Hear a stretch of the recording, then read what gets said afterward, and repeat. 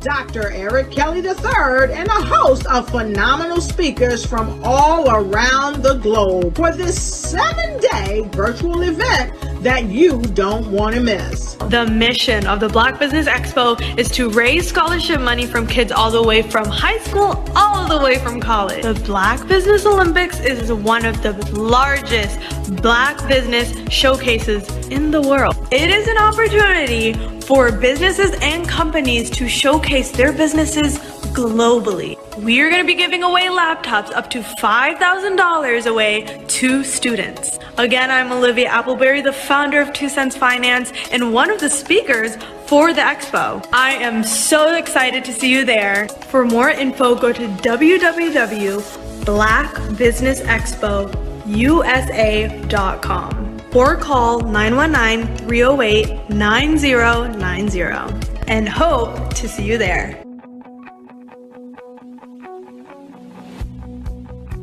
I am Black Business.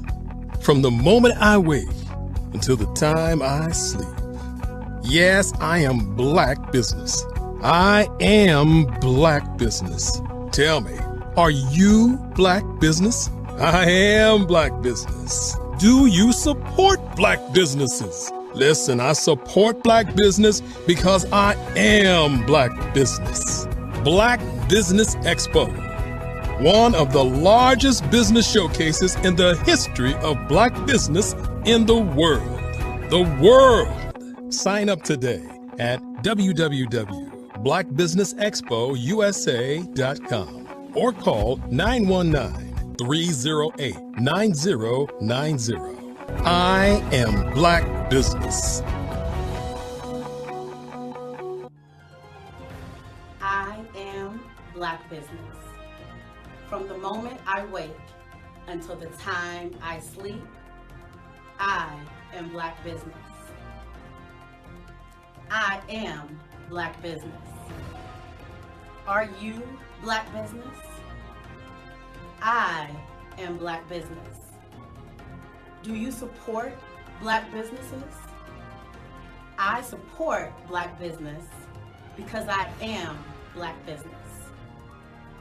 Black Business Expo, one of the largest business showcases in the history of Black America in North Carolina. Sign up today at www.blackbusinessexpousa.com or call 919-380-9090. I am Black Business. I am Black Business. From the moment I wake until the time I sleep, I am Black Business. I am Black Business. Are you Black Business? I am Black Business. Do you support Black businesses? I support Black business because I am Black business. Black Business Expo, one of the largest business showcases in the history of Black America in North Carolina. Sign up today at www.blackbusinessexpousa.com or call 919-380-9090. I am Black Business. I am Black Business.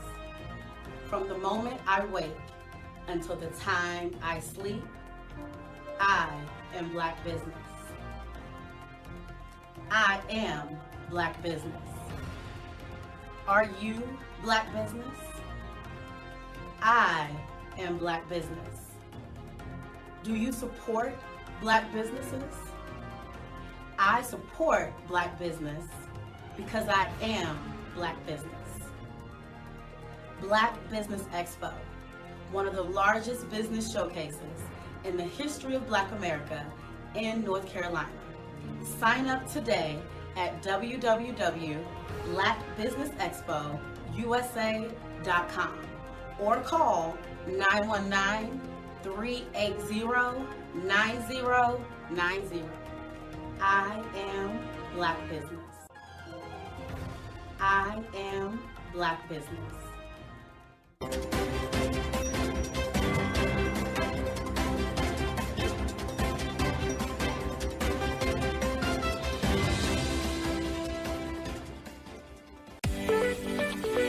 You are in the right place at the right time. The Black Business Network opens again for its Black Business Olympics, a 24/7 broadcast on business, strategies, global branding, social media marketing, finance, advertisement, and much, much more. Featuring the top, most powerful entrepreneurs and speakers and thought leaders from all around the world as they gather together for this phenomenal event. Join the Black Business Metaverse, STEM City USA, Black Multiverse, Pod TV, Roku, Hulu, iHeartRadio, Apple TV, YouTube, TikTok, Instagram, Google Podcasts, Facebook, LinkedIn, IBM TV, Spotify, and Twitch. Tune in today and be a part of this amazing movement. The Black Business Olympics welcomes you.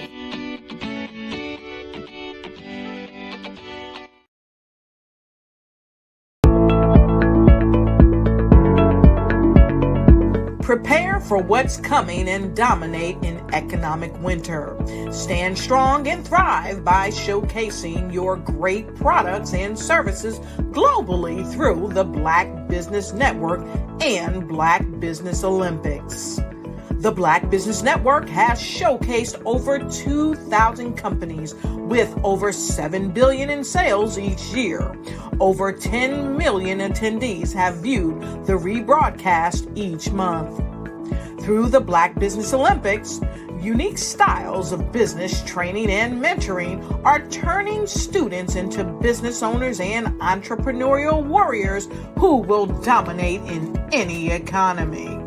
Gain the ultimate advantage of the Black Business Olympics, 7 days of unbelievable topics and speakers speaking around the globe.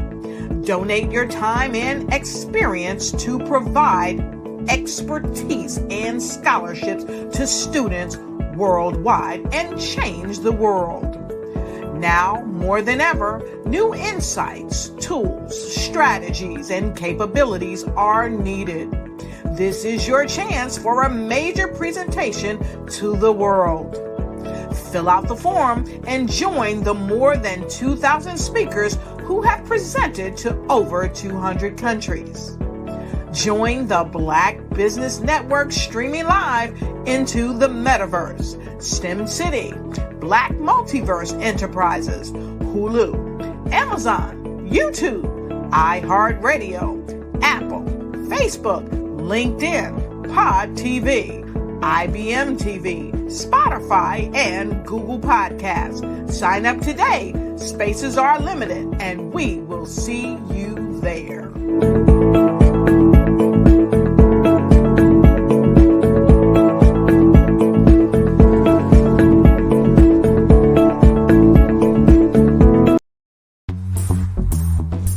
Attention all entrepreneurs and companies. Are you looking for reliable and efficient virtual assistants and back office support to help you manage your business tasks? Look no further than Superwoman Business Services.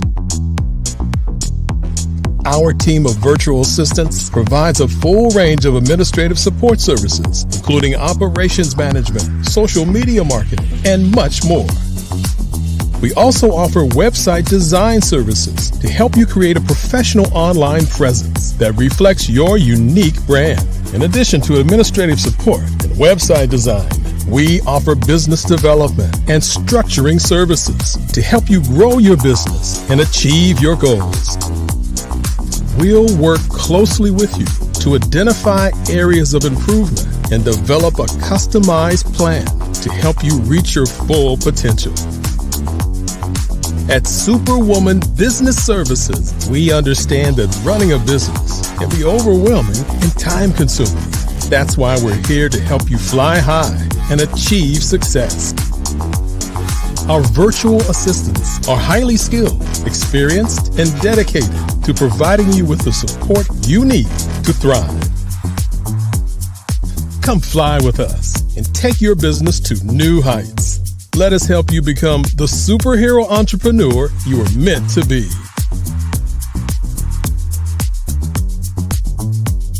Contact Superwoman Business Services today to learn more about our back office support services. Come fly with us and take your business to new heights. Social media is evolving. It's more vibrant, more colorful, more energetic, and so are you. It's not just photos anymore. It's video, it's audio, it's subscription. And now there's Fanbase, a new monetized social network. Fanbase delivers the complete native app experience with full content monetization for every user. No algorithms that shadow ban your engagement or growth, and no ads. Follow anyone for free and subscribe directly to your favorite creators for $4.99 a month. Plus, show some love by tipping on any post. Also, make a Fanbase page and monetize your content the same way. Finally, connect with your followers by posting the amazing content you already create. And now, get paid for it. It's time to energize and monetize. Because everyone's a fan of something, and everyone has a fan base.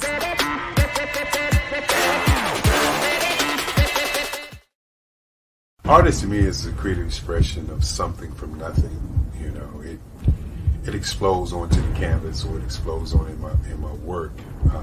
One of the things that I try to do more than anything is I try to just give the lines and the movements and emotions and expressions into what I do. Art really means to me a chance to express how I feel deep down inside. Most of my art begins as a thought that I might have, you know, whether it's sports, whether it's history, whether it's a woman or a man. It pretty much starts as an idea of thought before I get into the actual image of what I'm going to draw. I do a lot of historical pieces. I was a history minor in college, and I love to do history pieces. And a lot of times I'm thinking about history, and then I try to make that history impact you as you look at it. That's one of the reasons I do pictures so large. People ask me, why do I do pictures so big? And I tell them, I want the piece to impact them as they're looking at it. To kind of dominate them, dominate their space. And most of my pieces I try to do off page. I don't try to do anything that's going to be in those four corners or in a square. And I want your imagination to be a part of the piece that you're looking at.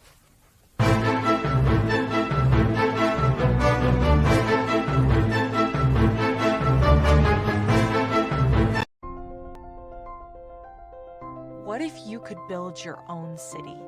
A place where every child can find nurturing people to help them achieve their full potential. A place where every adult can access job training support. Where health education is abundant. Where social justice ruled the land. A place without limitations. Welcome. You have arrived at STEM City USA. It is what every city should be. A safe and trusted community where you find people and resources to help you become everything you are and beyond. STEM City is unlike anything you have ever experienced. It is a digital twin of the world around you, only better. STEM City is about energy and soul renewal. It is more than a digital world. You can almost feel the power of live cultural events, music, and theater.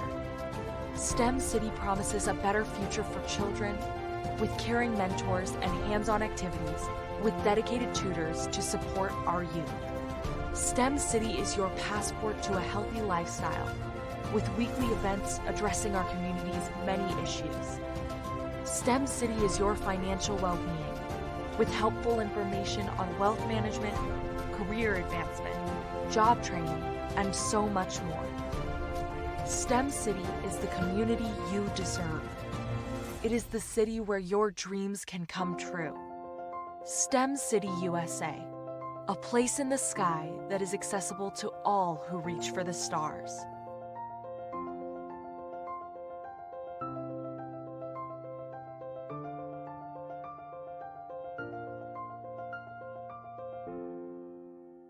Sometimes you got to hear the news from the Black perspective, and more specifically, Black publishers. And that's exactly why you have to download the HeyTie app, the largest mobile app delivering breaking news, videos, and podcasts from 200 of your favorite Black publishers. Yes, 200 Black publishers delivering news as it happens, literally all in one app. Go to HAYTI.com or download the app in the Google Play Store or Apple App Store. It's completely free, along with information that you can trust, so go check them out.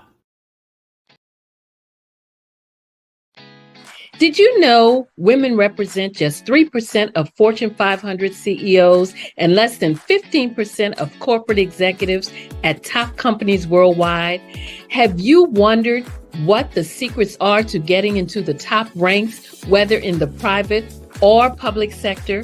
Do you want to figure out how to stop being held back in your career or passed over for promotion? Then you're in the right place. Hi, I'm Dr. Madeline Ann Lewis, President and CEO of the Executive Women's Success Institute. I have decades of experience in the military, the federal government, and corporate America, and my mission is to help women succeed and tap into their full potential. I want to reach 1 million plus women around the world to become the leaders they are meant to be. So if you want to move into a management or executive level position, or maybe you are a female veteran transitioning out of the military into business entrepreneurship, then reach out to the Executive Women's Success Institute at 301-693-3284. Let us get you on the fast track to success.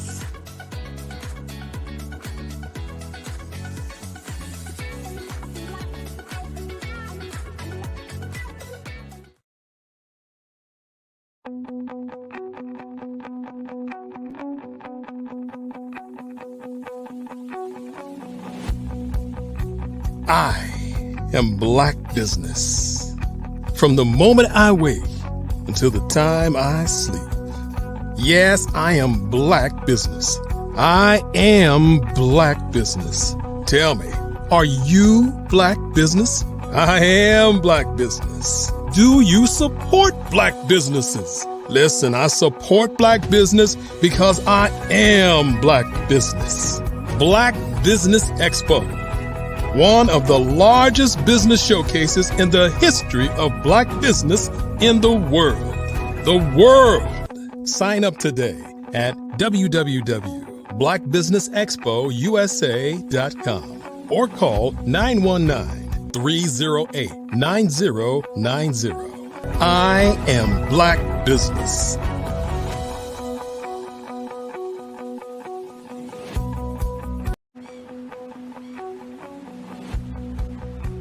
I am Black Business. From the moment I wake until the time I sleep. Yes, I am Black Business. I am Black Business. Tell me, are you Black Business? I am Black Business. Do you support Black businesses? Listen, I support Black business because I am Black Business. Black Business Expo, one of the largest business showcases in the history of Black business in the world. The world! Sign up today at www.blackbusinessexpousa.com blackbusinessexpousa.com or call 919-308-9090. I am Black Business.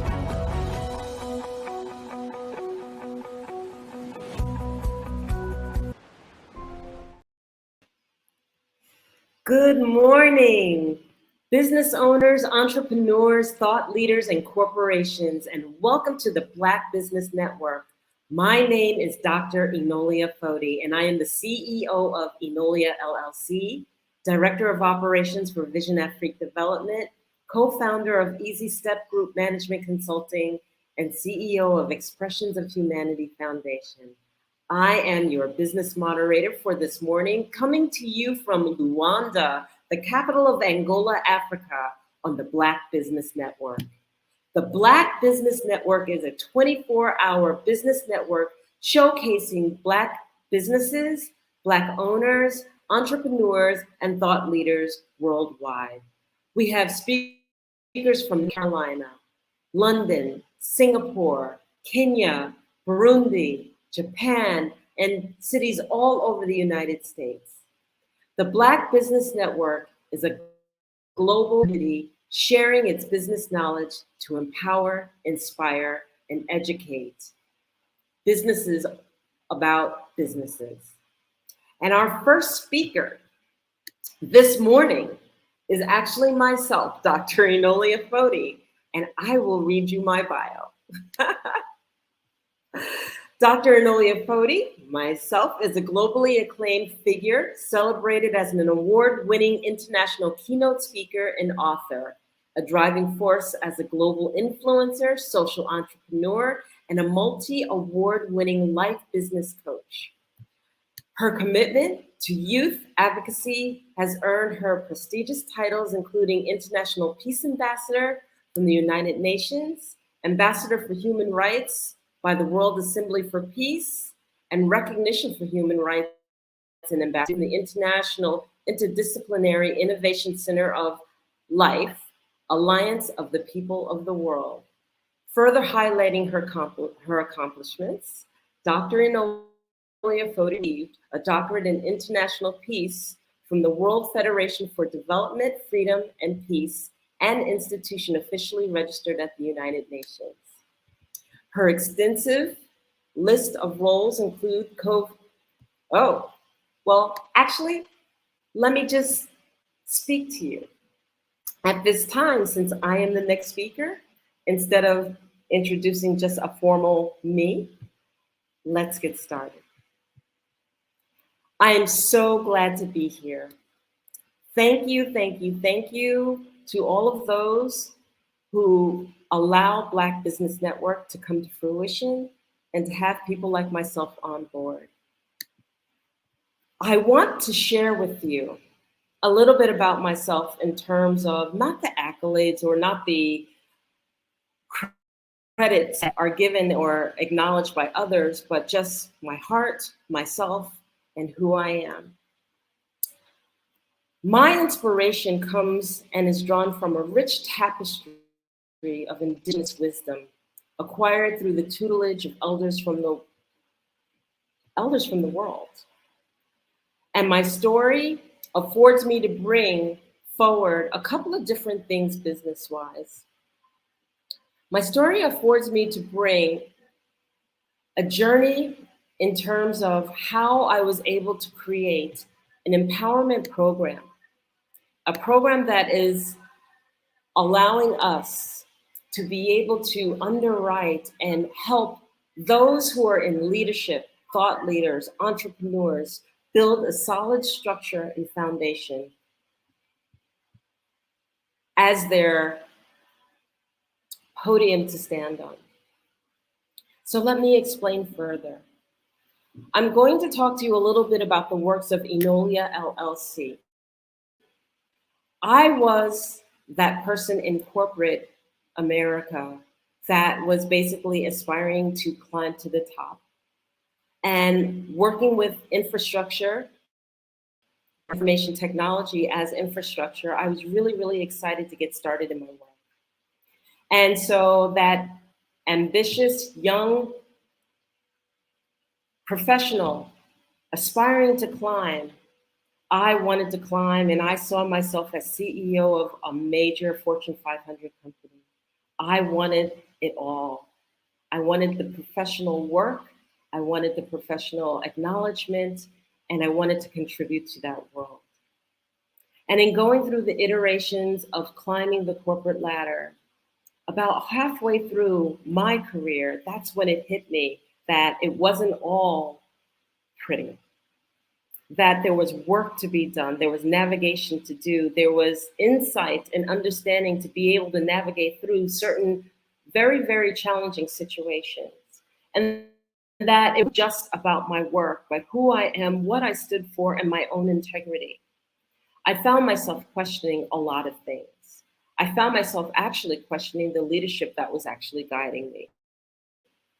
Everybody is human. Everybody brings to the table their differences and their differences of opinion. And what I found was that in the end, I was aspiring for people I did not want to join and did not want to be with. So when you come to a precipice in your life, when you go, okay, this isn't working for me, I would like to change. Not that I wanted to change the contribution for my work, but I wanted to change how I was contributing, how I was contributing, how I was working, who I was working with, and how it felt to me in my heart and in my soul. Because if you're not doing what you love, then you're just going through the iterations and the actions of what you feel you're supposed to be doing, and it's not fulfilling. I wanted a different way.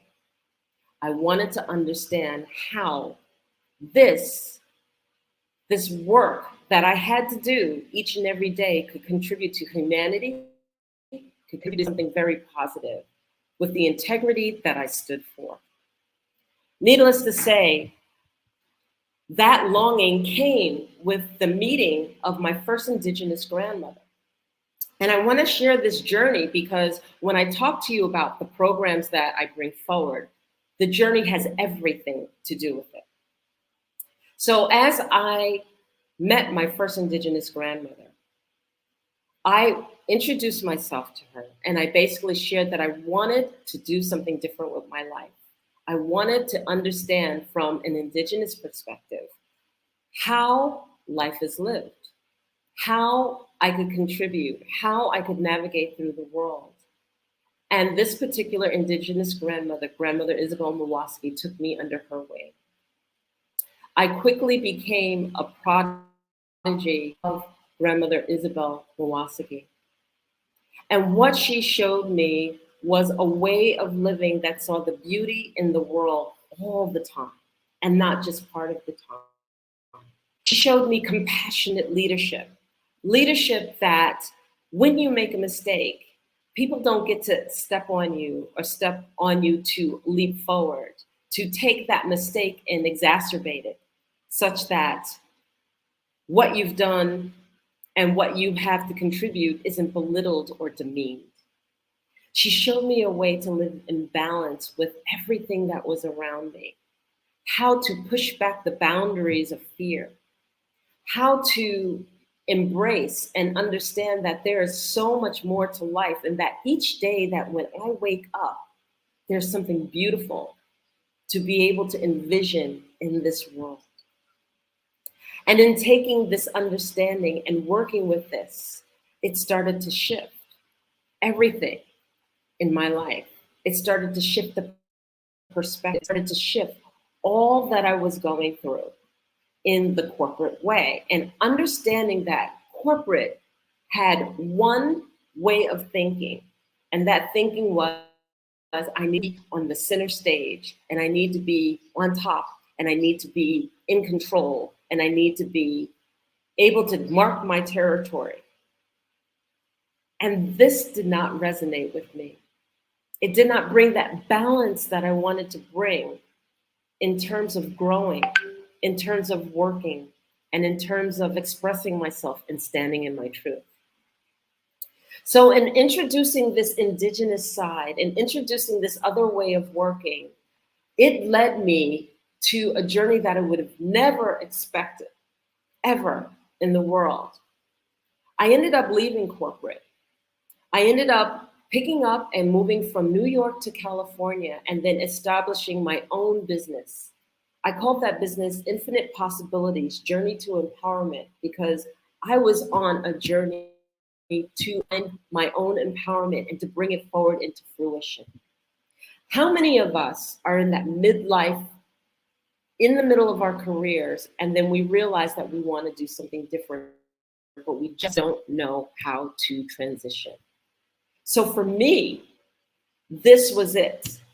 I was going to make this transition and I was going to make it work for me. And instead of trying to figure out what I have to do and why it has to be labeled or frameworked a certain way, what I did is I started marking down the attributes of what I liked in life, the characteristics of what I liked in work, and the characteristics I wanted to surround myself with. Notice I said characteristics and I did not say work or the work title. I didn't run around going, I'm going to be X or I'm going to be Y, because those are labels that are given, and it's like fitting a circle into a square peg. The square peg is already defined and I'm this circle trying to fit into it. No, I wanted to create that which made me happy. And so when I created Infinite Possibilities, Journey to Empowerment, and I embraced, I afforded myself the opportunity to embrace all that was meaningful to myself. So I knew the loves that I had of interacting with people. I knew the loves that I had in terms of allowing people to grow, to help them navigate through the problems and issues and surroundings that they had, and to understand that we already possess everything that we need in order to grow. And that realization, that piece right there, was the piece that shifted everything for me. We constantly, as individuals, look outside of ourselves to satisfy the things. Including myself, I was looking at first outside saying, okay, I needed to improve myself this way. I needed to improve myself that way. This wasn't enough, that wasn't enough. But when we took that leap of faith, that leap of changing everything in my life, it was when I finally sat down and said, I have everything I need in order to fulfill what it was I was looking for. That the glass was not half empty, the glass was full. And that everything that I needed, I already possessed. So the key was, how do I bring this forward? How do we know that we are in our own ways and that we need to make a shift or a transition in our life to bring forward and to move forward to navigate through that which we are dealing with in front of us and what we aspire to? I share this journey because I wanted to take the opportunity to share Empower, Achieve, Succeed through Self-Mastery, a methodology that I created in order to be able to assist and help those individuals who want to make a shift or change in their life such that they are able and capable of doing so. And see, the thing about it is that you cannot go around shifting and changing other people's lives until you start with your own, which is why I came from the perspective of, let me share my journey. What I realized in starting with Grandmother Isabel and then also meeting a multitude of different indigenous teachers is that we have everything that we possess already. And it is a matter of how we take that tool and recognizing that tool, understanding what it means to us, and understanding how it can shift our lives and how to bring it forward and to allow ourselves to move through and navigate through all the different stories that are created for us, around us, and by us. So I want to speak with you about the 7 principles of self-mastery. How to master self, how to work mastery of what it is you need to know to create a strong foundation, a foundation that lays forward such strength that no matter what type of leadership you're in, no matter what circumstance you're in, whether you're an entrepreneur, a thought leader, or a corporate figurehead, that you are working with a strong and solid foundation. The 7 principles of self-mastery are basically the foundation that when we grow as human beings and we face the traumas and we face the limitations and we face the cultural biases and we face that which we feel stifle us, teaches us how to navigate through those issues, how to navigate through and help you to discover and go inside within to truly understand who you believe you are by observing. Using the 7 principles, you find that you actually find out who you're not. You realize through observing your own mind and your stories and what you tell yourself, how to let go of false identities. Many of us are trying to measure up to what people perceive us to be. And it's not about the perception, it's about standing in our truth. One of the key things is that through observing, you learn to be more conscious of your life because we walk through life unconsciously. It's akin to walking with your shoes on. When your shoes are on, you don't worry about what the ground is. You don't worry about whether you're walking through grass, whether you're walking through asphalt, whether you're walking through rocky terrain. You don't worry about any of that stuff because you have that layer, that thickness beneath your feet that protects it or perceived protects it. And therefore, you walk unconsciously. You don't have to think about your feet, so you're thinking about everything else. But the moment that you take your shoes off, the moment that you allow your foot to actually hit the earth, all of a sudden you're conscious of every step. You're stepping and you're watching every step. You're looking for the pebbles, the things that might hurt your feet. You're looking forward to the things that feel soft and comfortable and that make and bring that happiness to you. Well, life is the same way. A lot of us are walking through life unconsciously. We get up in the morning, we're on autopilot, we do our morning routine, we get in the car, we go to work, we work all day, we come home, we relax in terms of whatever that relaxation perceivably is. And then what do? We go to bed and we start the routine all over again. And then what happens is that even when we're not going in our work routine, how many of us have found ourselves in the car and then on the way to work and realizing, oh my God, today's Saturday, I'm not supposed to be going to work. But we're so much on autopilot that we just move, that we just automatically go to that pattern that we've developed, to that routine that we've embraced, and that we have really no choice but to get to work, go and do what it is that we have to do. So in understanding that behavior is the unconscious behavior, where we stop seeing the beauty of the day. When we walk outside, we're so focused on getting from the house to the car to the job to the car to eat, to go to sleep, that we've forgotten to look around us. We've forgotten to notice. We've forgotten to notice the beautiful breeze of the day, the beauty of the sky, the warmth of the sunlight. We've forgotten what it feels like to breathe in that fresh air and to understand that we've been blessed with another day. And in that day brings the beauty of all the world. And I get to take it in another day for myself.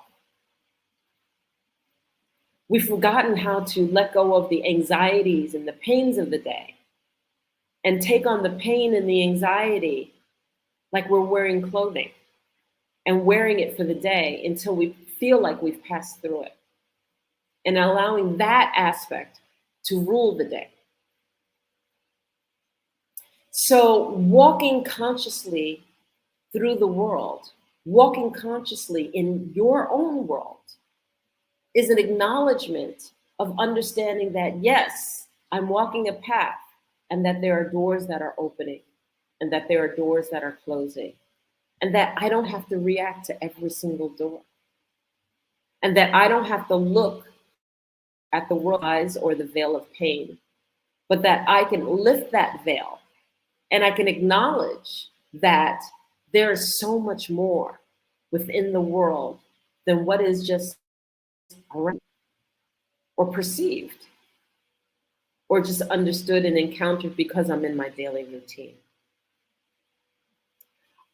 The 7 principles of self-mastery is understanding all of the things that help us to see our worthiness, to help us understand that the glass is full, that we are enough, that the power of our voice matters, how we speak to the world matters, what we think matters, how we engage what we think matters. So, power of the words is one of the principles, or power of your words is one of the principles. And when we talk about the power of our words, what we have to understand is that when we share and express something, how we say it, the intention behind it, the frequency of which that word is expressed, in anger or in happiness, is meaningful. All parts of it is meaningful. It is important to understand what this meaningfulness actually means to us and how we express ourselves. Have you ever encountered somebody who came in and all they did was say, "Hey, how you doing? So nice to see you. Happy to be here." And you could feel their energy across the room. And how they carried themselves was so expressive that you could feel the energy that they brought. They changed the energy of the room. That their joy, their happiness, how they perceived themselves, how they expressed themselves was so dynamic and was so full and heartfelt that it was like you wanted to say, "Who is that person? I want to know who that is." The power of our words, when encountered, represents who we are. It dictates to us how we move through life. Our thoughts count. And so if we are a glass half empty kind of person, those thoughts count. And when we are a glass half full person, those thoughts count. Meaning that positive thinking brings positive attributes to the whole being. It brings it to us physically. It brings it to us mentally. It brings it to us as we navigate through this world. The power of our words. And then the next principle I'd like to share is about redefining fear and how we look at fear. Look at fear has to have a definition. Let's define fear first.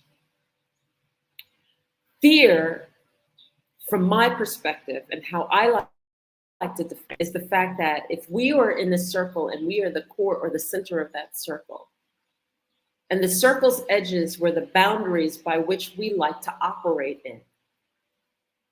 Fear is when I go beyond the boundaries of my comfort zone. And that is not to be confused with fear survival, although we can talk about it from that perspective also. Because some people will say, oh, well, there are healthy fears, that there are certain things you should fear. And I would say that any kind of fear is not healthy, because the bottom line is that fear as an emotion paralyzes you. And even if you're in a situation that you are trying to survive, survivability and fear are not interchangeable.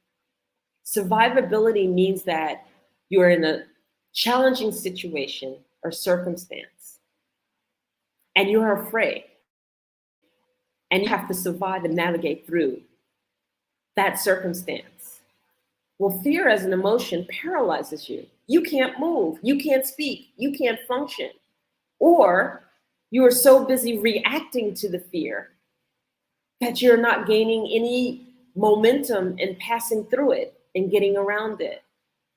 And isn't it true that until we put our fear aside, until we put the emotion of fear down, and we finally say, I've had enough, I'm not going to let this rule my world anymore, that we're not even able to navigate through survivable fears?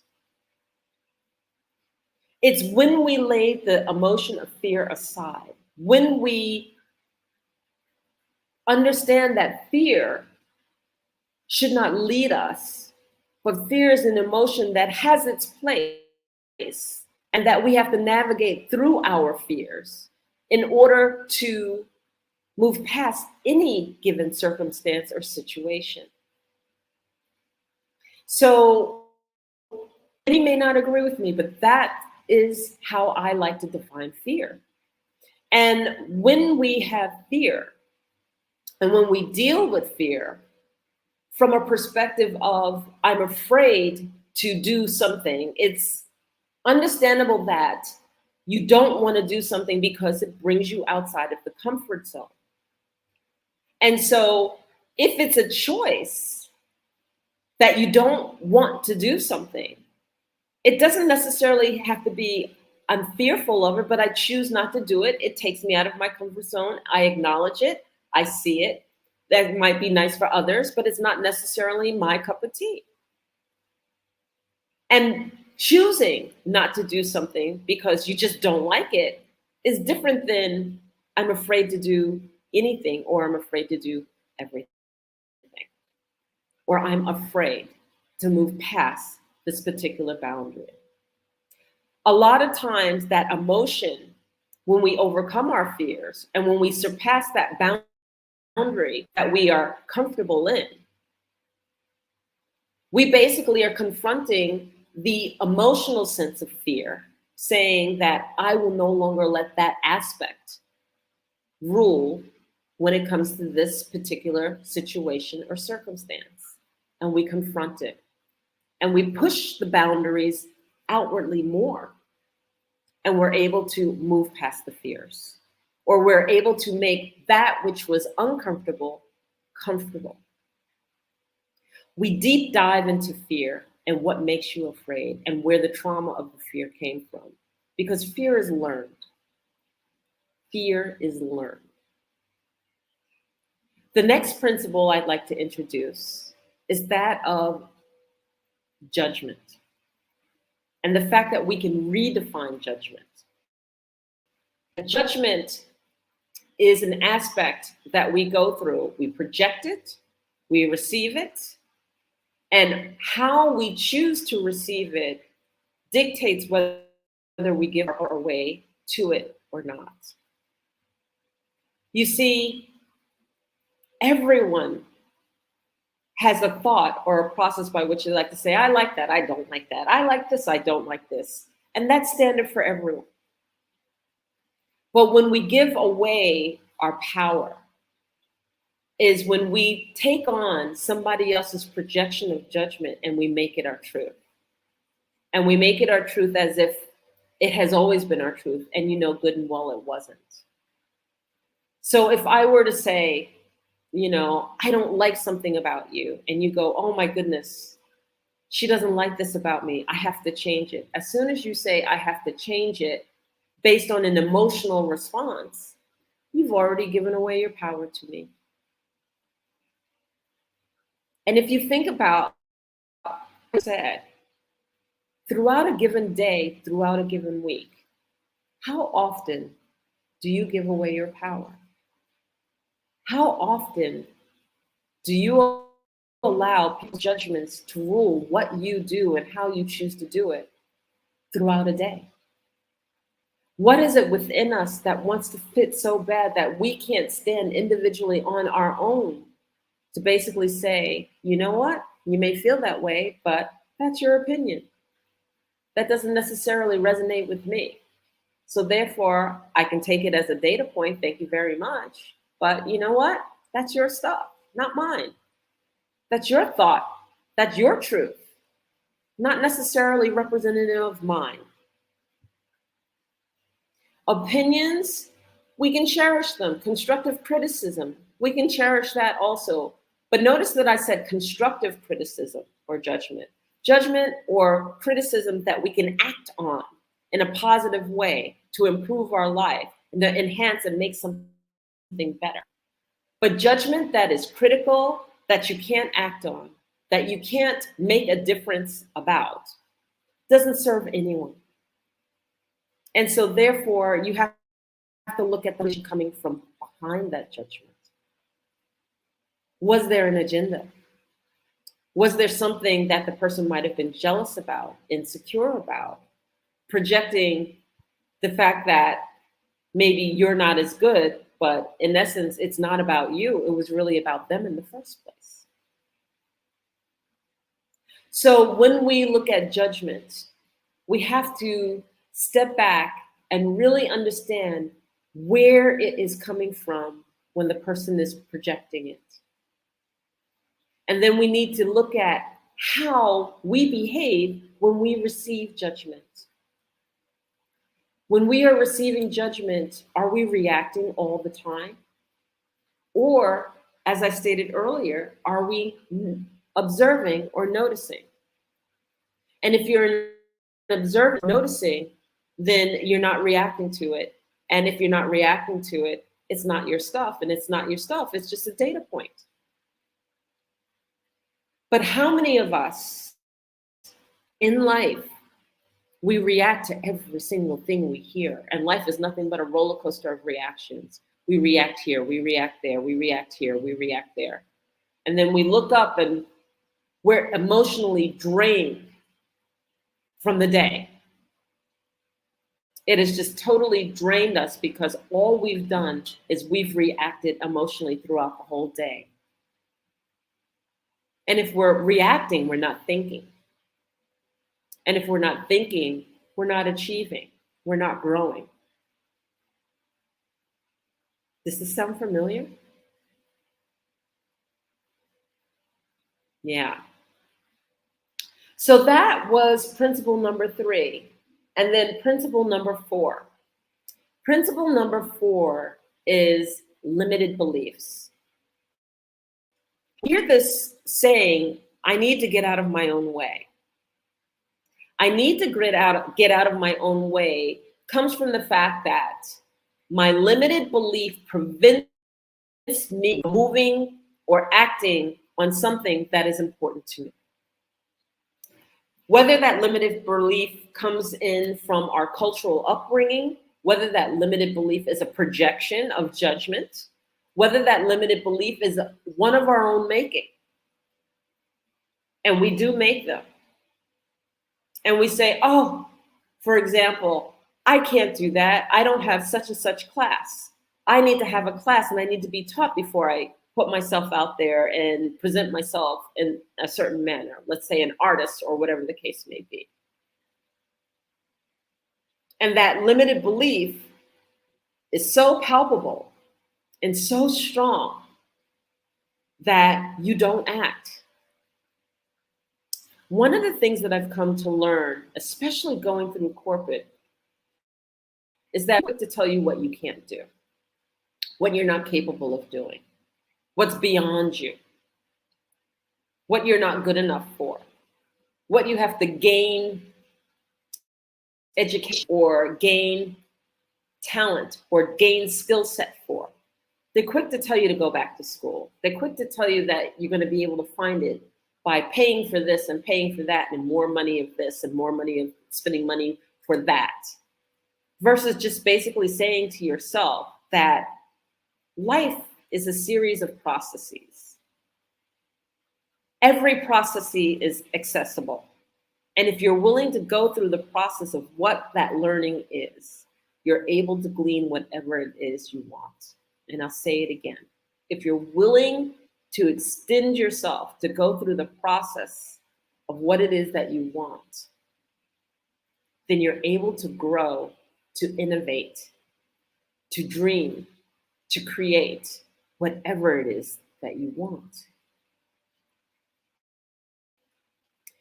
Our limited beliefs are basically that which holds us back.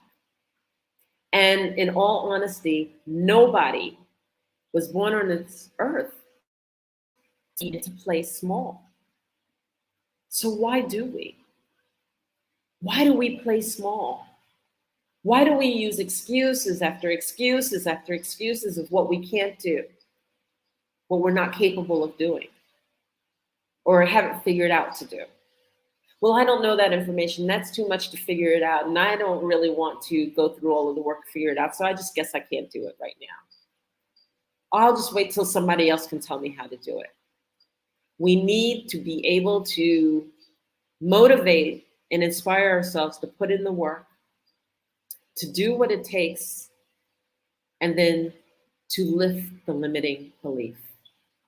We need to be able to trust ourselves and to understand that we bring so much more to the world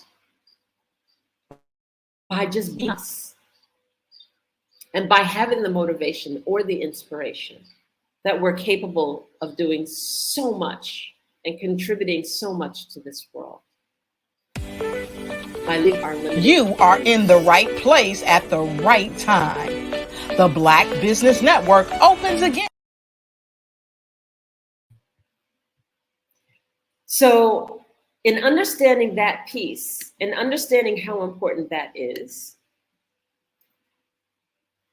I would go through each one of the Empower, Achieve, Succeed principles, but I'm going to tell you that you can read them right here in my book, The 7 Principles for Self-Mastery. And you can take the Empower, Achieve, Succeed through Self-Mastery coursework.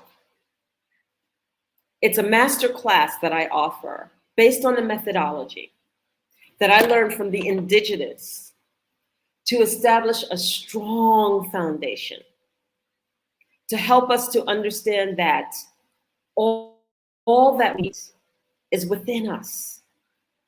And it doesn't play a role in terms of our religion or traditions or anything like that.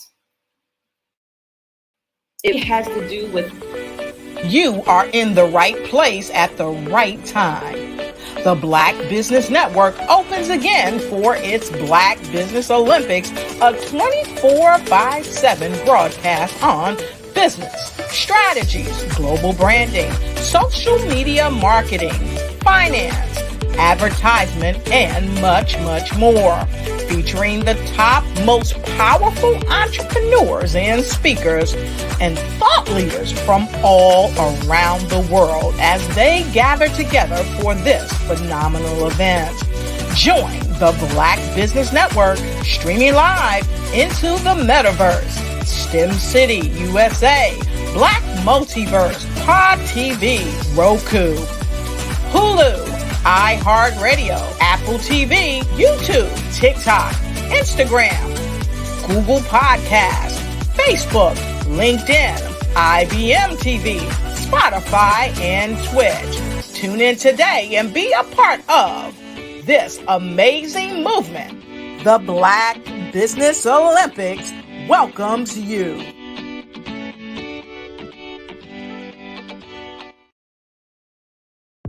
The Black Business Network and Black Business Olympics are essential platforms for Black business owners globally. They provide the tools and support you need to succeed in today's competitive marketplace. Join us today as we collaborate together with businesses from around the world to support our children, students, and young future entrepreneurs, Black businesses and corporations. We raise funds for students going to college and young entrepreneurs who are aspiring to be business owners, and we invite you to be a contributor today. Visit the website www.blackbusinessexpousa.com to connect with and learn more about how the Black Business Network and Black Business Olympics can help you not only share your amazing business story to businesses, but also serve future generations. Hello, my name is David Jones, CEO and co-founder of the Hello LLC, where we help businesses build a culture, brand and experience, and leverage technology to pivot into Web3. Join the Black Business Network streaming live into Roku, Metaverse, STEM City, Black Multiverse Enterprises, Hulu, YouTube, iHeartRadio, Apple, Facebook, LinkedIn, Spotify, Twitch, and Google Podcasts. Tune in, turn on, and let's thrive.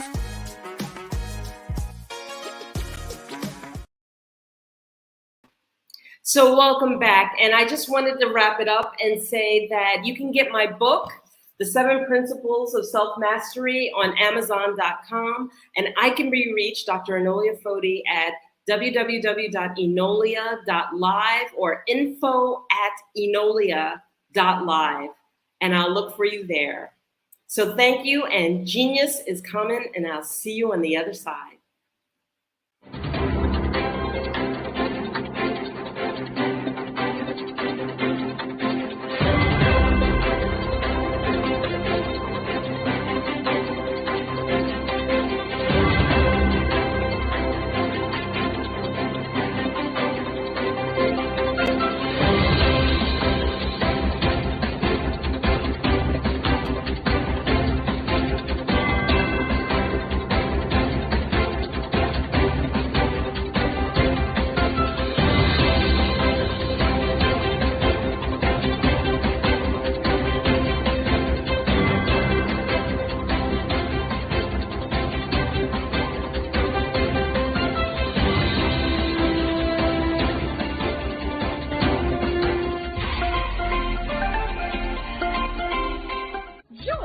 Dr. Eric Kelly III and a host of phenomenal speakers from all around the globe for this 7-day virtual event that you don't want to miss.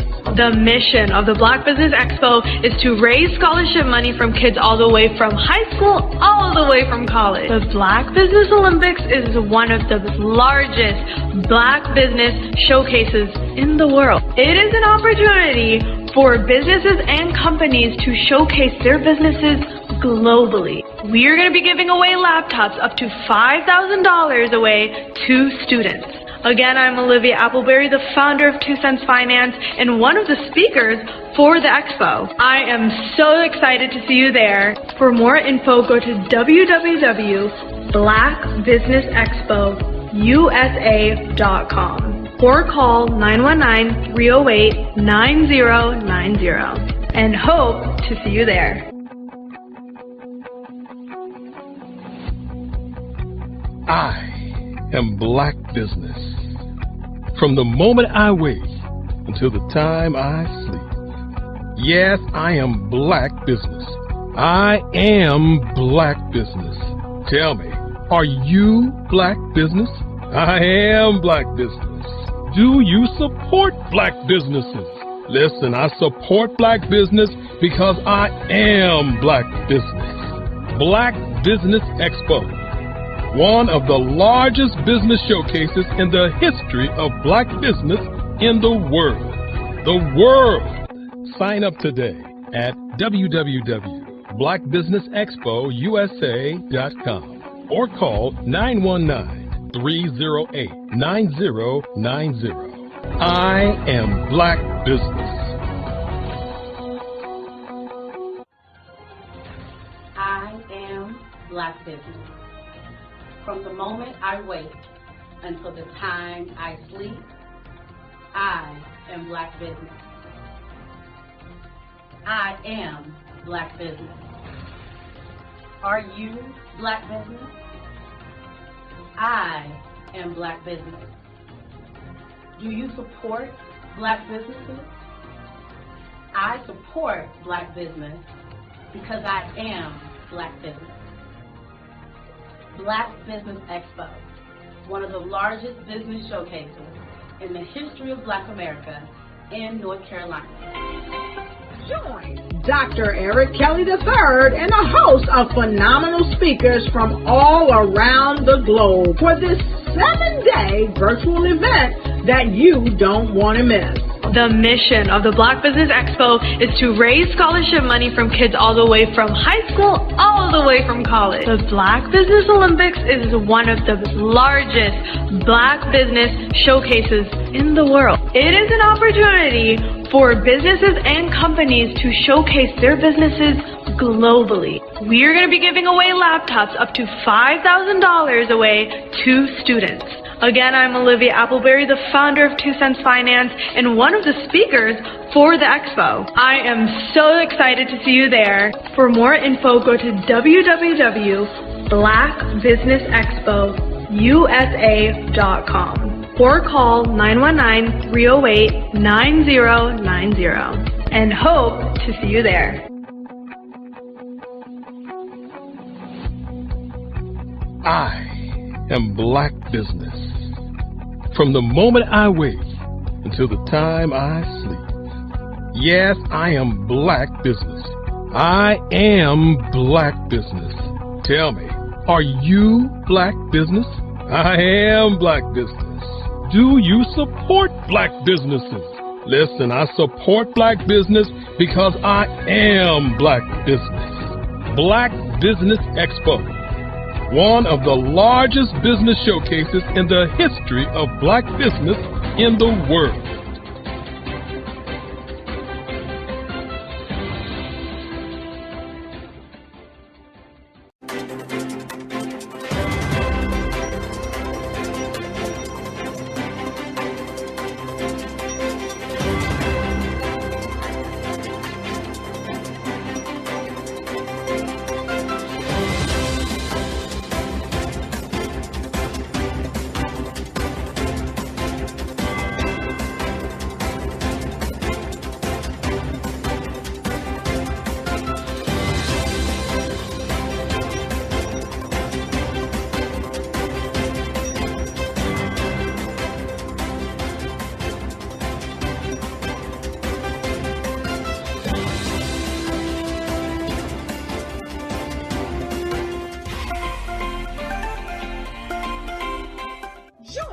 Dr. Eric Kelly III and a host of phenomenal speakers from all around the globe for this 7-day virtual event that you don't want to miss. The mission of the Black Business Expo is to raise scholarship money from kids all the way from high school, all the way from college. The Black Business Olympics is one of the largest Black business showcases in the world. It is an opportunity for businesses and companies to showcase their businesses globally. We are going to be giving away laptops up to $5,000 away to students. Again, I'm Olivia Appleberry, the founder of 2 Cents Finance and one of the speakers for the expo. I am so excited to see you there. For more info, go to www.blackbusinessexpousa.com or call 919-308-9090 and hope to see you there.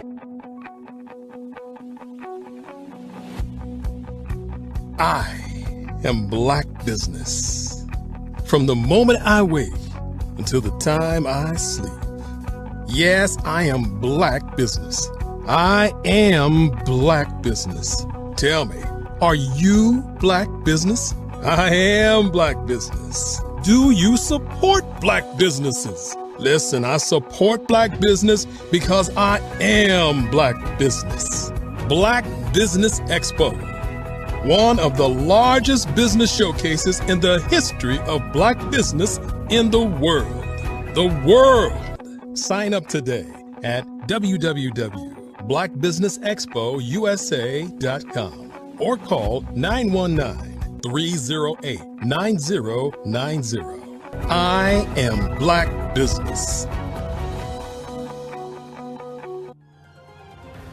I am Black Business.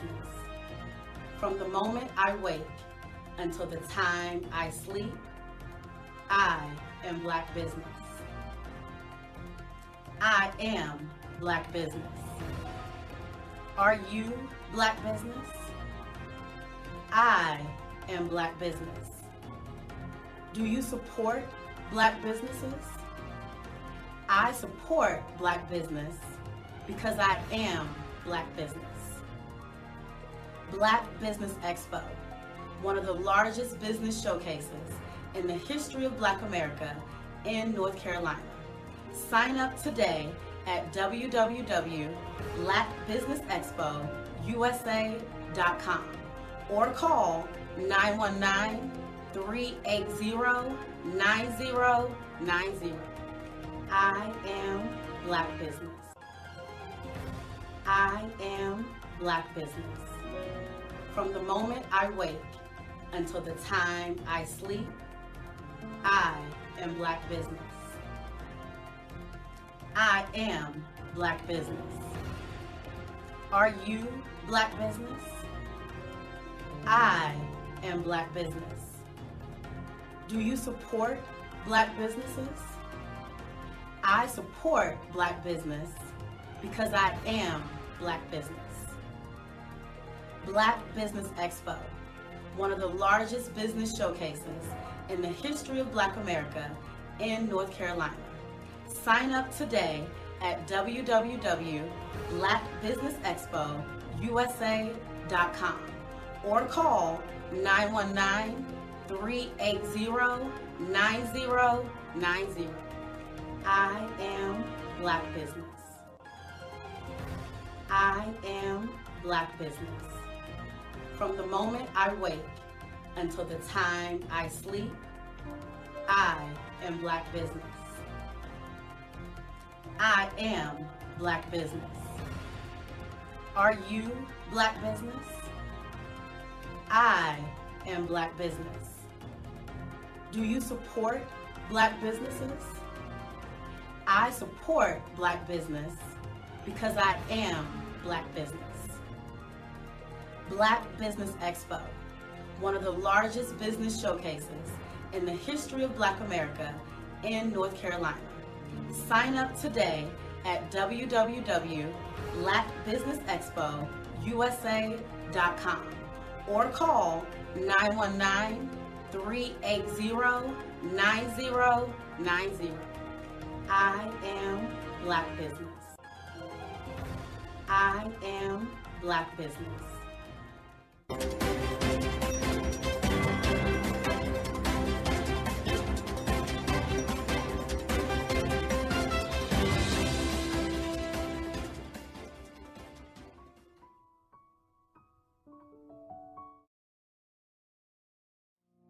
Did you know that approximately 333.34 million businesses exist today, according to a report from 2021? And you may be one of those businesses, or maybe you're not in the business market yet, but you're aspiring to be a business owner. Well, guess what? You're in the right place at the right time. Because let's face it, everything is about timing and opportunity. Hi, my name is Dr. Lotus Richey, and I'm the CEO and founder of the Lotus Richey Coaching and Consulting LLC, along with the Lotus Richey Ignite Show. 15 minutes of success with Dr. Lotus Richey, as well as books to boom your business and bring who you are. And today, I want to bring this amazing message to you about the Black Business Network and the Black Business Olympics. See, the Black Business Network and the Black Business Olympics is designed to help people just like you, that's right, that look like me, to take their business to the next level. Not just in your front yard or your backyard, but globally. The Black Business Network and Black Business Olympics is designed not to just help you survive, but to help you thrive. So join us today as we come together with businesses all around the world to support our students, our children, our young teens, our young entrepreneurs. What we do is we come together to help raise funds for students who are aspiring to be business entrepreneurs, who are aspiring and who are thriving in college. We endow them with a wonderful opportunity to gain scholarship of either a laptop or several thousands of dollars. And we invite you to help be a contributor to this amazing opportunity to help someone that looks just like you. So join us today at our website and let us connect with you and help you ignite and take flight in every area of your life on the Black Business Network and the Black Business Olympics. I'll see you on the other side.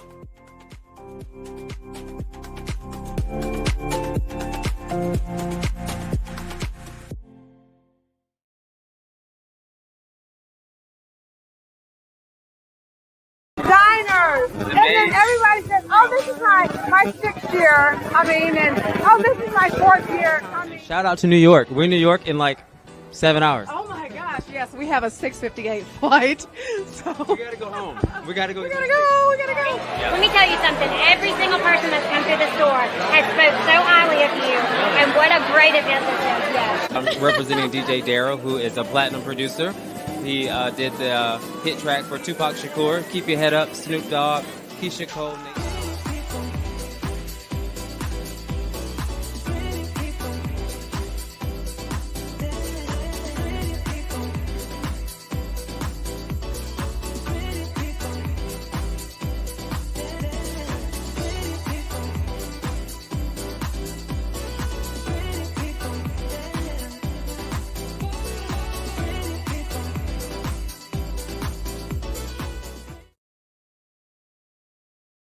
Hey, it's your girl Colette V. Smith. The V is for victory. My mama would tell you the V is for Veronica, but it's Colette V. Smith, the NFL's first African-American woman to coach in the history of the National Football League by way of being the first female in 2017 to coach in New York Jets franchise history. Today, I'm the founder of Believe in You Incorporated.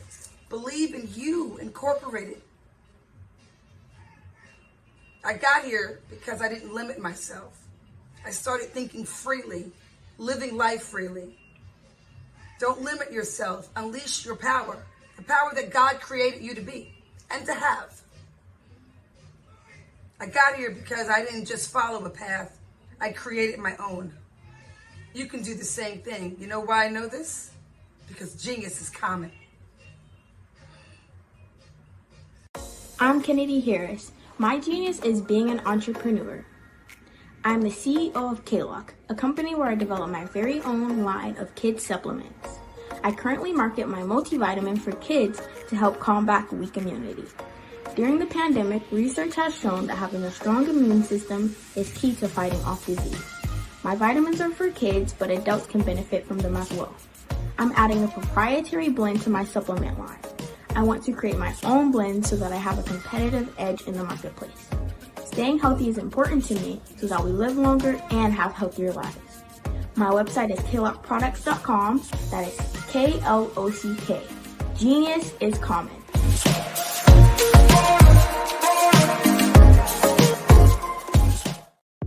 The Black Business Network and Black Business Olympics are essential platforms for Black business owners globally. They provide the tools and support you need to succeed in today's competitive marketplace. Join us today as we collaborate together with businesses from around the world to support our children, students, and young future entrepreneurs, Black businesses and corporations. We raise funds for students going to college and young entrepreneurs who are aspiring to be business owners, and we invite you to be a contributor today. Visit the website www.blackbusinessexpousa.com to connect with and learn more about how the Black Business Network and Black Business Olympics can help you not only share your amazing business story to businesses, but also serve future generations. Hello, my name is David Jones, CEO and co-founder of the Hello LLC, where we help businesses build a culture, brand and experience, and leverage technology to pivot into Web3. Join the Black Business Network streaming live into Roku, Metaverse, STEM City, Black Multiverse Enterprises, Hulu, YouTube, iHeartRadio, Apple, Facebook, LinkedIn, Spotify, Twitch, and Google Podcasts. Tune in, turn on, and let's thrive.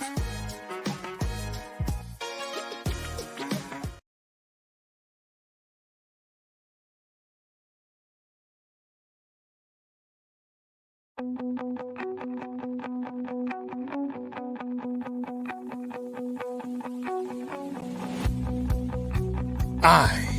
am Black Business. From the moment I wake until the time I sleep. Yes, I am Black Business.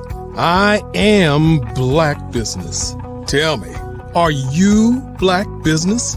I am Black Business. Do you support Black businesses? Listen, I support Black business because I am Black Business. Black Business Expo, one of the largest business showcases in the history of Black business in the world. The world! Sign up today at www.blackbusinessexpousa.com or call 919-308-9090.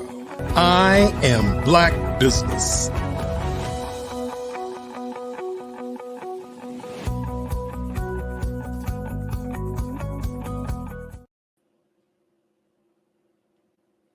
Good afternoon, business owners, entrepreneurs, thought leaders, and corporations. Welcome to the Black Business Network. My name is Dr. Tabitha Russell. I am your business moderator for this afternoon on the Black Business Network. The Black Business Network is a 24-hour business network showcasing Black businesses, business owners, entrepreneurs, and thought leaders worldwide. We have speakers from North Carolina, London, Singapore, Africa, Japan, and cities all over the United States. The Black Business Network is a global community sharing its business knowledge to empower, inspire, and educate businesses about business. Our speaker on today is Coach Kim Williams. She is an international leadership strategist and thought leader coach. As a coach, she develops you and your staff so that you can enhance your retention rate.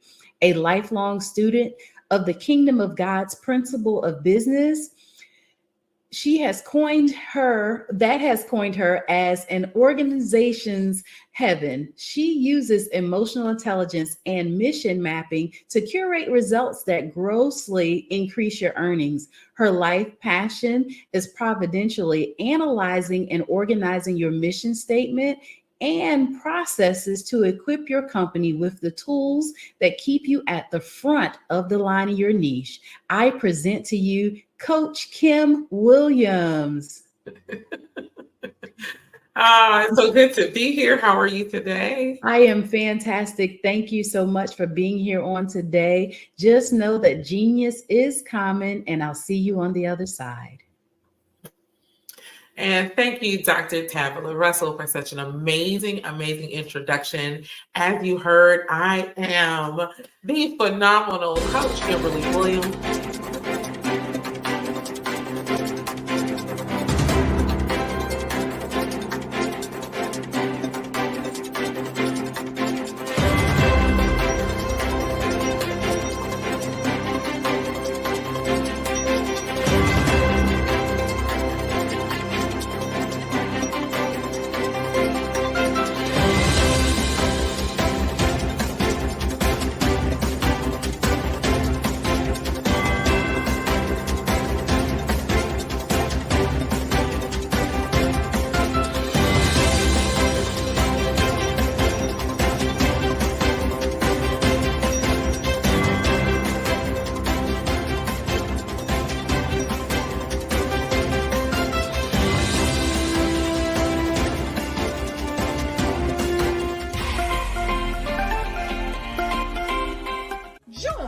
Dr. Eric Kelly III and a host of phenomenal speakers from all around the globe for this 7-day virtual event that you don't want to miss. The mission of the Black Business Expo is to raise scholarship money from kids all the way from high school, all the way from college. The Black Business Olympics is one of the largest Black business showcases in the world. It is an opportunity for businesses and companies to showcase their businesses globally. We are going to be giving away laptops up to $5,000 away to students. Again, I'm Olivia Appleberry, the founder of 2 Cents Finance and one of the speakers for the expo. I am so excited to see you there. For more info, go to www.blackbusinessexpousa.com or call 919-308-9090 and hope to see you there.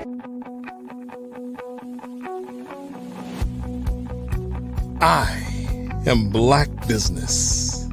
From the moment I wake until the time I sleep. Yes, I am Black Business. I am Black Business. Tell me, are you Black Business? I am Black Business. Do you support Black businesses? Listen, I support Black business because I am Black Business. Black Business Expo, one of the largest business showcases in the history of Black business in the world. The world! Sign up today at www.blackbusinessexpousa.com or call 919-308-9090. I am Black Business. I am Black Business. From the moment I wake until the time I sleep, I am Black Business. I am Black Business. Are you Black Business? I am Black Business. Do you support Black businesses? I support Black business because I am Black business. Black Business Expo, one of the largest business showcases in the history of Black America in North Carolina. Sign up today at www.blackbusinessexpousa.com or call 919-380-9090. I am Black Business. I am Black Business. From the moment I wake until the time I sleep, I am Black Business. I am Black Business. Are you Black Business? I am Black Business. Do you support Black businesses? I support Black business because I am Black business. Black Business Expo, one of the largest business showcases in the history of Black America in North Carolina. Sign up today at www.blackbusinessexpousa.com or call 919-380-9090. I am Black Business. I am Black Business. From the moment I wake until the time I sleep, I am Black Business. I am Black Business. Are you Black Business? I am Black Business. Do you support Black businesses? I support Black business because I am Black business. Black Business Expo, one of the largest business showcases in the history of Black America in North Carolina. Sign up today at www.blackbusinessexpousa.com or call 919-380-9090. I am Black Business. I am Black Business.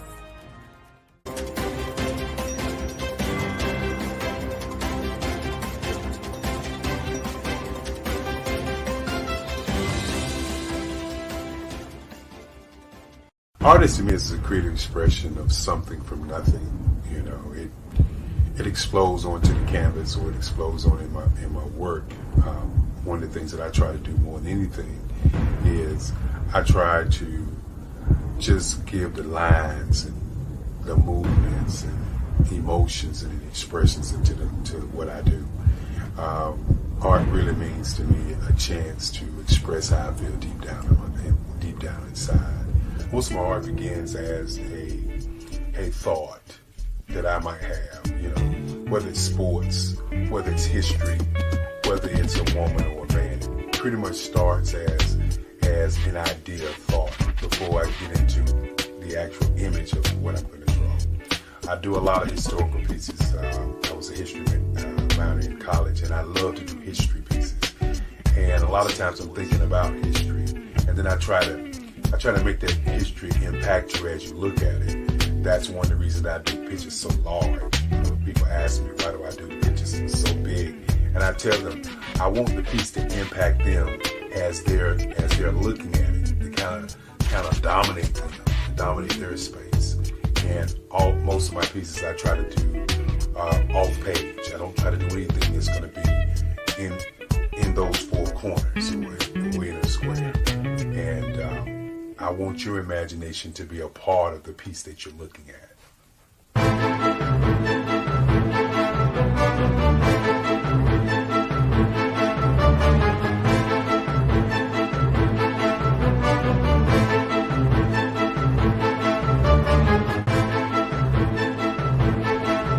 The way I feel when I'm drawing, when I'm creating something, is I feel free.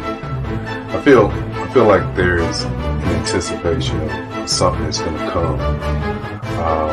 I try not to draw first. I try to draw second. And what I mean by that is I try to allow myself to kind of get into the piece and just relax. Sometimes I miss time. I'll draw 2-3 hours, sometimes 4 hours. And while I'm drawing, it's just a free. I just feel free. I mean, I feel like time stands still.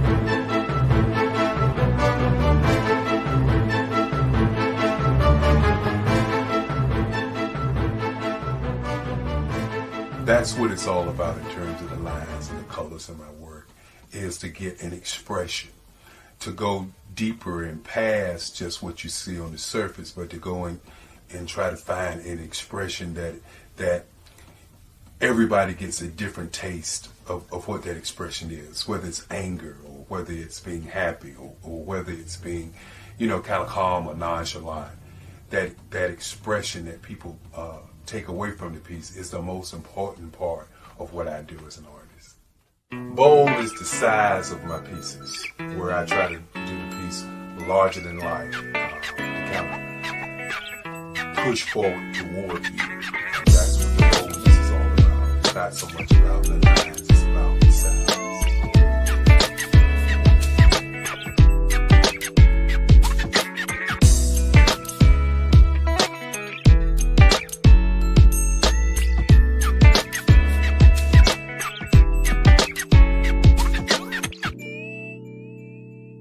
The Face of Change art show is inspired by my mother, but more importantly, it's a historical moment in time as the pieces depict different emotions and expressions of Barack Obama. The 44th president is indicative of the 44 pieces of art that I have done in this particular collection. When you begin to think about expressions and portraits, this is a portrait gallery of expressions of what transpired as Barack Obama ran for office. Some of the pictures are abstract and some are expressionistic. And I combined both of those forms of art to create this collection of art pieces.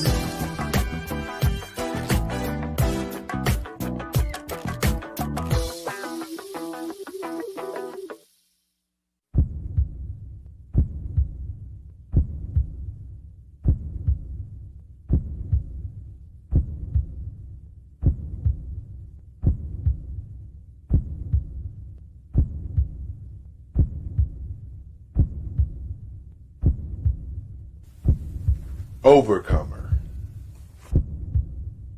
brilliant, ambitious, motivated, awesome, Obama.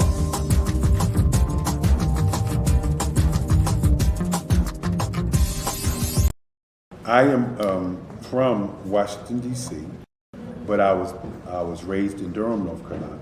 I came to Durham when I was about 5 or 6, and then I traveled back and forth to D.C. because it's where my people are from.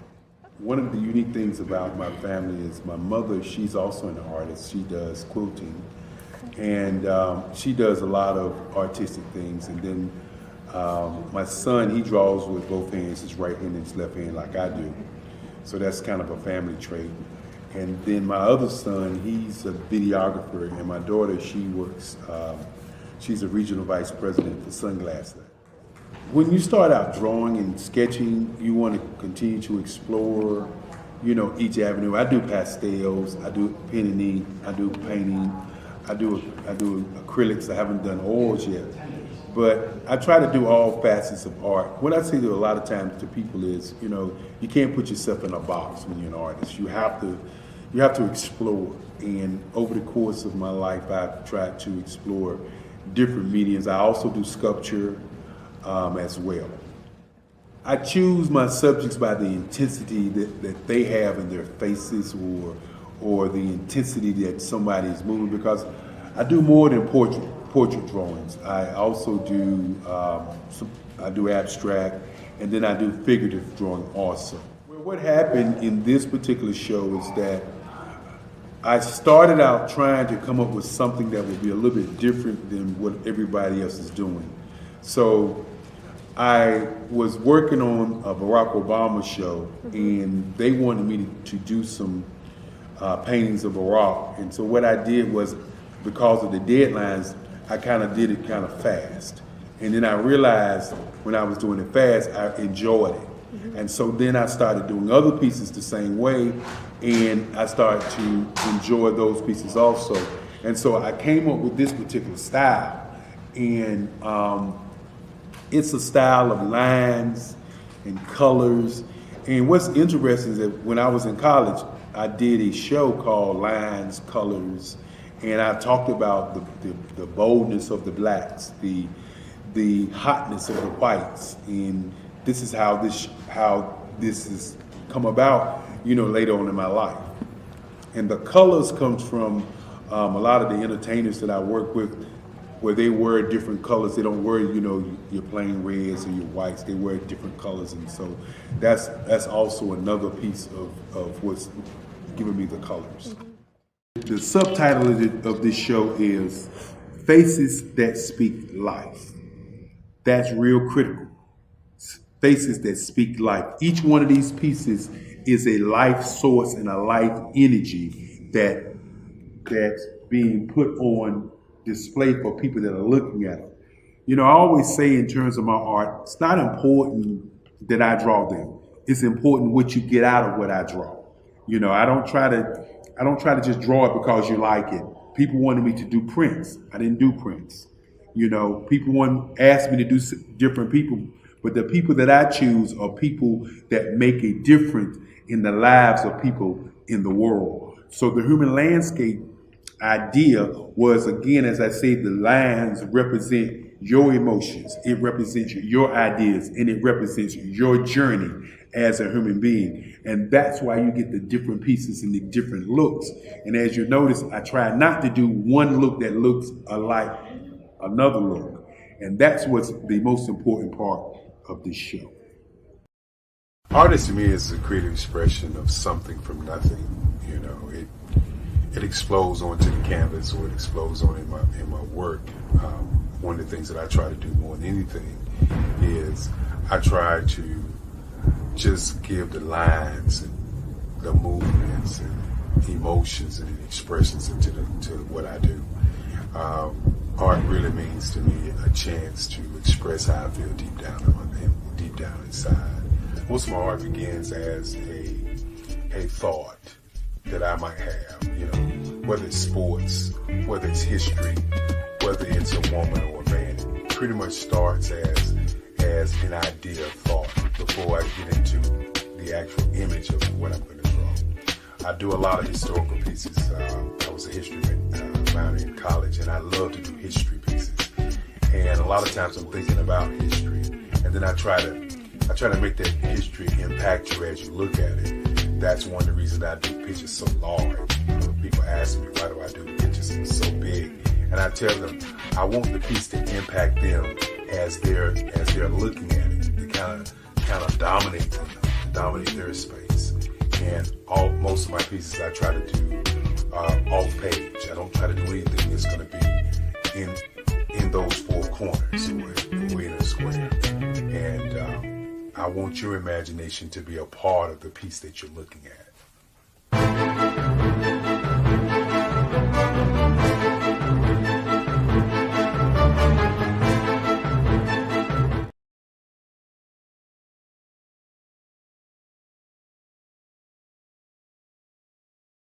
Absolutely. So our coaching program help people that have the lack of time, that lack strategies, and lack the confidence to go after their dream life. So we help them implement tools.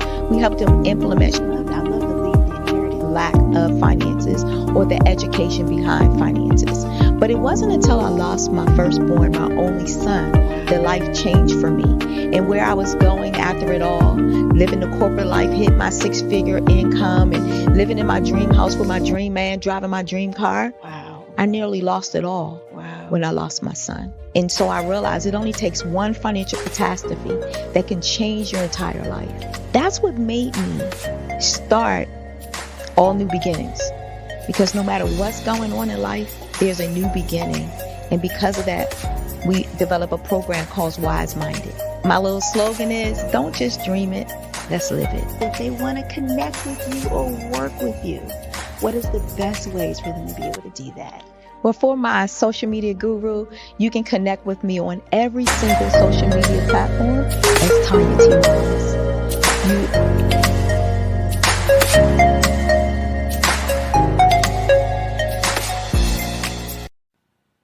Hello, my name is Kiasi Helm and I'm 14 years old. I think my genius would probably have to be setting goals and achieving them. I say this because ever since I was young, I always wanted to be an author, and at age 11, I ended up achieving this. But not only did I end up becoming an author, I ended up becoming a public speaker, a publisher, a business owner, all these great things. The name of my business is Written by Kids Publishing Company. I decided to start this company because I thought it was important for me to help kids my age express themselves through literacy and just achieve their own goals. Because to me, achieving goals is the best thing in the world to feel. It's you just achieving things and aspirations that you set for yourself. And I know that everybody is capable of this, because even if you don't end up achieving the goal, you still tried your best, and that's the most important thing. And everybody is capable of this because genius is common. Thank you.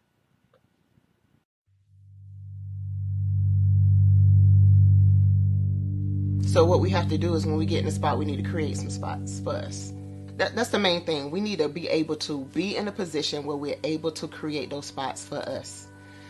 For me, being an entrepreneur, I'm not just going to get a business and then leave you sitting high and dry. If you ask me some questions about entrepreneurship, I'm going to give you as much as I received. I've seen people who made it, and then when you ask them, it's like, okay, now you have to pay me for the information, the same information I got for free. We probably in totally different cities. There's no way that we're going to bump heads or anything. We're not competing. Bring me up with you. And so I just think that whatever education that I have, then I need to be able to give that to my own as well. So create the spots. You can create the spots when you get there.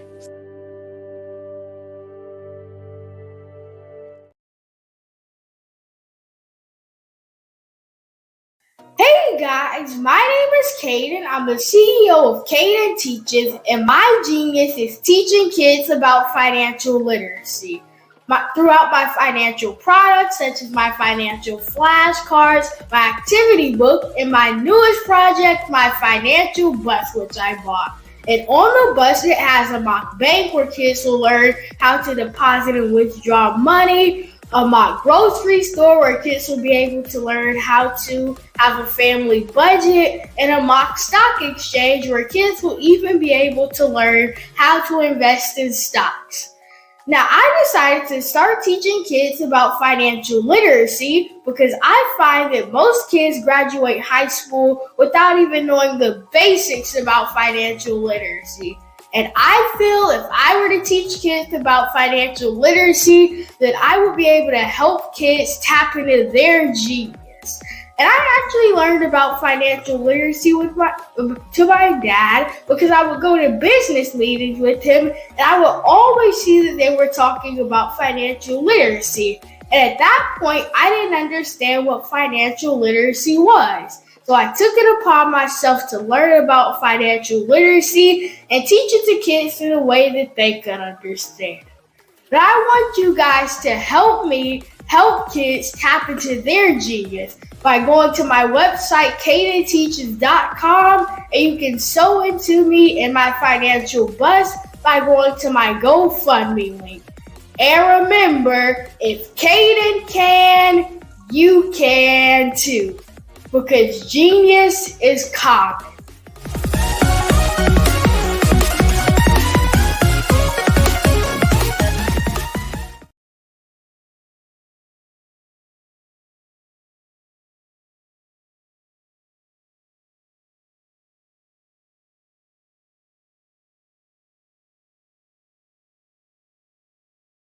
Sometimes you gotta hear the news from the Black perspective, and more specifically, Black publishers. And that's exactly why you have to download the Hey Tie app, the largest mobile app delivering breaking news, videos, and podcasts from 200 of your favorite Black publishers. Yes, 200 Black publishers delivering news as it happens, literally all in one app. Go to hayti.com or download the app in the Google Play Store or Apple App Store. It's completely free, along with information that you can trust, so go check them out. Hey everyone, it's Grant McGaw, CEO of 5-Star BDM and host of the award-winning Follow the Brand podcast and TV series, where I help you to build a 5-star brand that people will follow. My genius is personal brand development through intelligent communication and helping you achieve your business and career goals. I am a requested speaker on digital technology and brand development issues. I want to work with you to increase the value of your current opportunities while attracting new ones. Every one of you is unique, and we all share challenges that can be addressed through smart branding. As a super connector, I work with you as an executive coach to guide you along the complicated business and career development road, providing the enhancement tools and information you need to succeed. Together, I will help you succeed in today's challenging business climate. I will evaluate and measure your progress. Best of all, I am right alongside you every step of the way. Build the brand called you. Genius is common.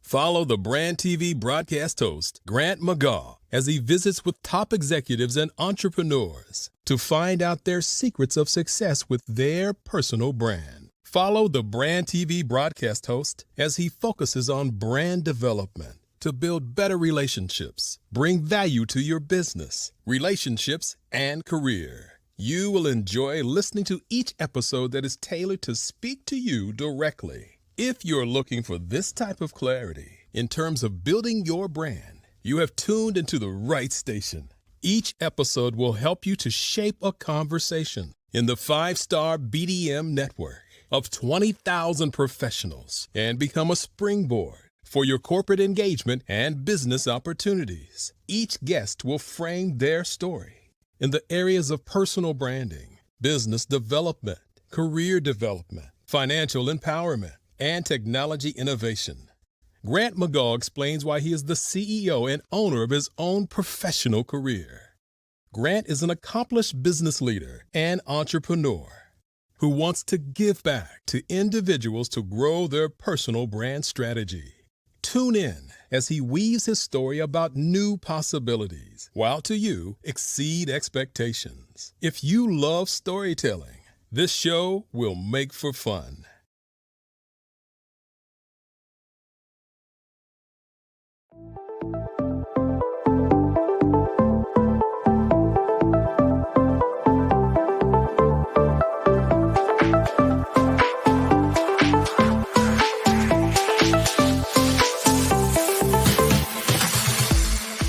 You need to be messaging and communicating to a lot more folks and getting them committed to you as a brand and feeling that you are trustworthy, as a subject matter expert, and for their needs and their pain points. That says, look, here are my pain points. Here's the problem that I have that I don't want, or the benefit that I want that I don't have. And Grant and Sydney understand that and are giving me information to be able to assist, in my eliminating those pain points.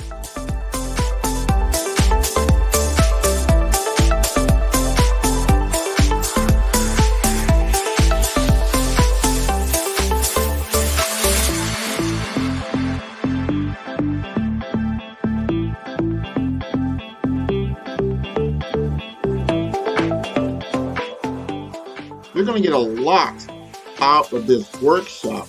We're going to show you ways that you can begin to look at this particular problem, that you can apply different formulas, techniques, and skills. They're going to get you to that next level. And then you'll understand the value that we're bringing.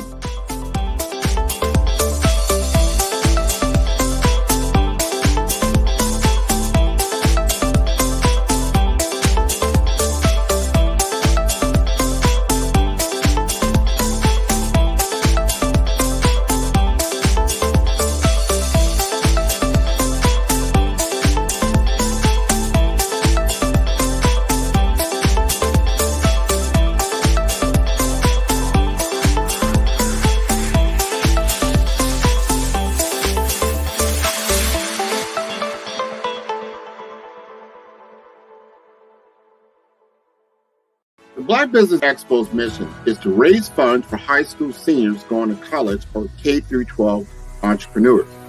This expo is a fundraiser for students. Please, you may go to www.blackbusinessexpousa.com to donate to the scholarship fund or use the Cash App at $BBXUSA. Our goal is to give laptops and up to $5,000 to 10 students. Students can register online at www.blackbusinessexpousa.com. Every dollar counts. Please donate to the Black Business Expo USA Scholarship Fund. Did you know that approximately 333.34 million businesses exist today, according to a report from 2021? And you may be one of those businesses, or maybe you're not in the business market yet, but you're aspiring to be a business owner. Well, guess what? You're in the right place at the right time. Because let's face it, everything is about timing and opportunity. Hi, my name is Dr. Lotus Richey, and I'm the CEO and founder of the Lotus Richey Coaching and Consulting LLC, along with the Lotus Richey Ignite Show. 15 minutes of success with Dr. Lotus Richey, as well as books to boom your business and bring who you are. And today, I want to bring this amazing message to you about the Black Business Network and the Black Business Olympics. See, the Black Business Network and the Black Business Olympics is designed to help people just like you, that's right, that look like me, to take their business to the next level. Not just in your front yard or your backyard, but globally. The Black Business Network and Black Business Olympics is designed not to just help you survive, but to help you thrive. So join us today as we come together with businesses all around the world to support our students, our children, our young teens, our young entrepreneurs. What we do is we come together to help raise funds for students who are aspiring to be business entrepreneurs, who are aspiring and who are thriving in college. We endow them with a wonderful opportunity to gain scholarship of either a laptop or several thousands of dollars. And we invite you to help be a contributor to this amazing opportunity to help someone that looks just like you. So join us today at our website and let us connect with you and help you ignite and take flight in every area of your life on the Black Business Network and the Black Business Olympics. I'll see you on the other side.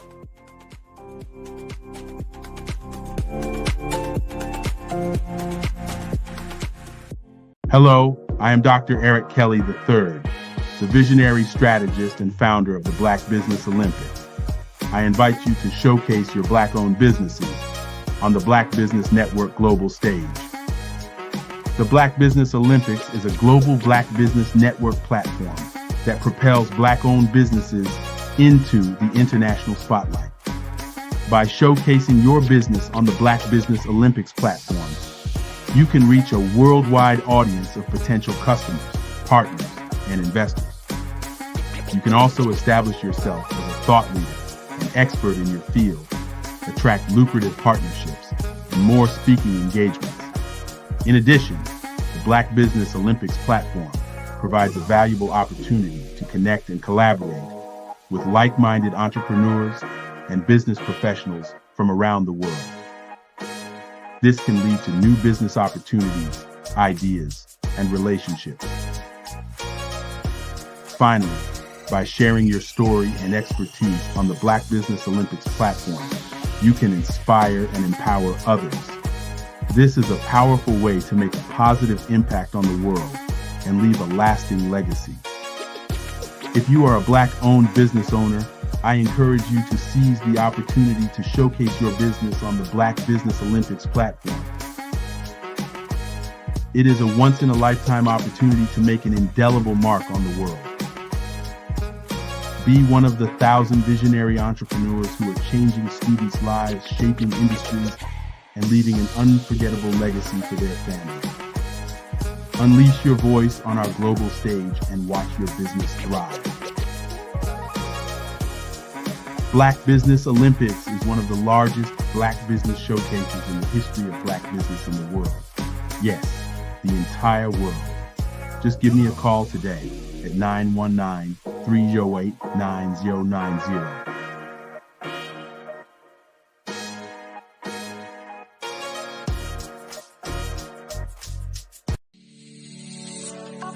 Did you know that our Black dollar only lasts for 6 hours in our community?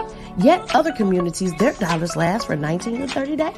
The Black Wall Street Nation. Black Wall Street Nation. Yes, that's why we created the Black Wall Street Nation. Black Wall Street Nation is a centralized directory available to all Black businesses across the world. It was created for businesses like you, the ones that want to start and the ones who have a dream that have already started, such as businesses like Drop in a Bucket Productions, Valito Foods, Sugar Tea Branding Firm, All the Dazzle, Bun Cakeaholic, Miss Riot, and you. We'll have marketing, seminars, and some funding coming soon just for you. So, we want you to come and join us. www.blackwallstreetnation.com. See you there.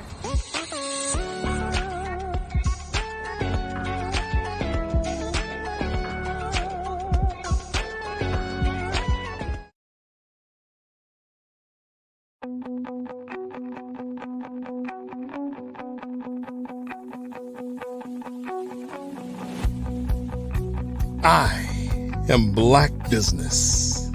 From the moment I wake until the time I sleep. Yes, I am Black business. I am Black business. Tell me, are you Black business? I am Black business. Do you support Black businesses? Listen, I support Black business because I am Black business. Black Business Expo, one of the largest business showcases in the history of Black business in the world. The world! Sign up today at www.blackbusinessexpousa.com or call 919-308-9090. I am Black business.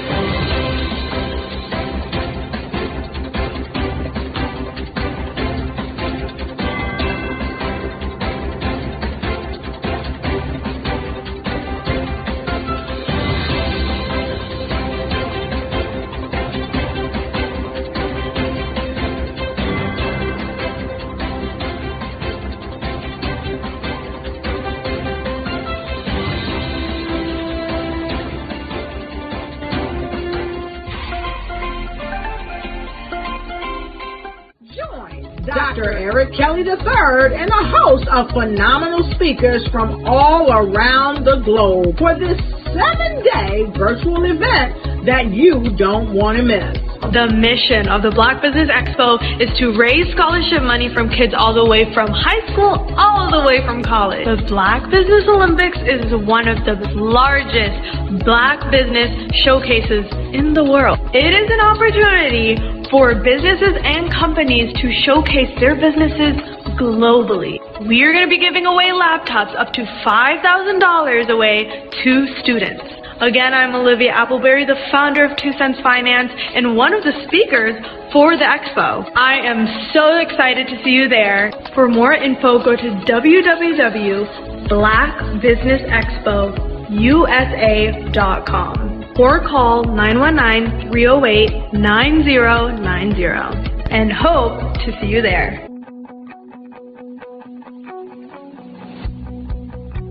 I am Black business.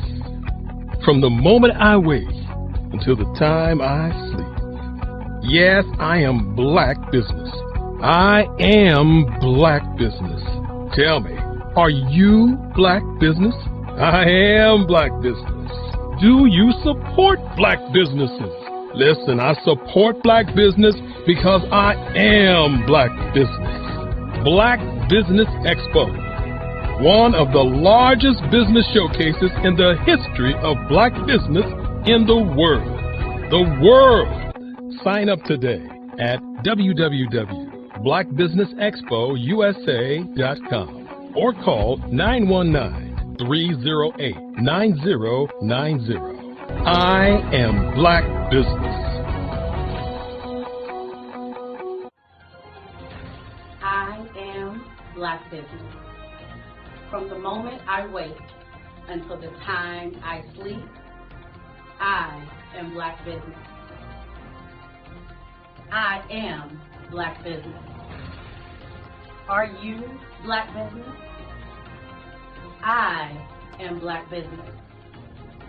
Do you support Black businesses? I support Black business because I am Black business. Black Business Expo, one of the largest business showcases in the history of Black America in North Carolina.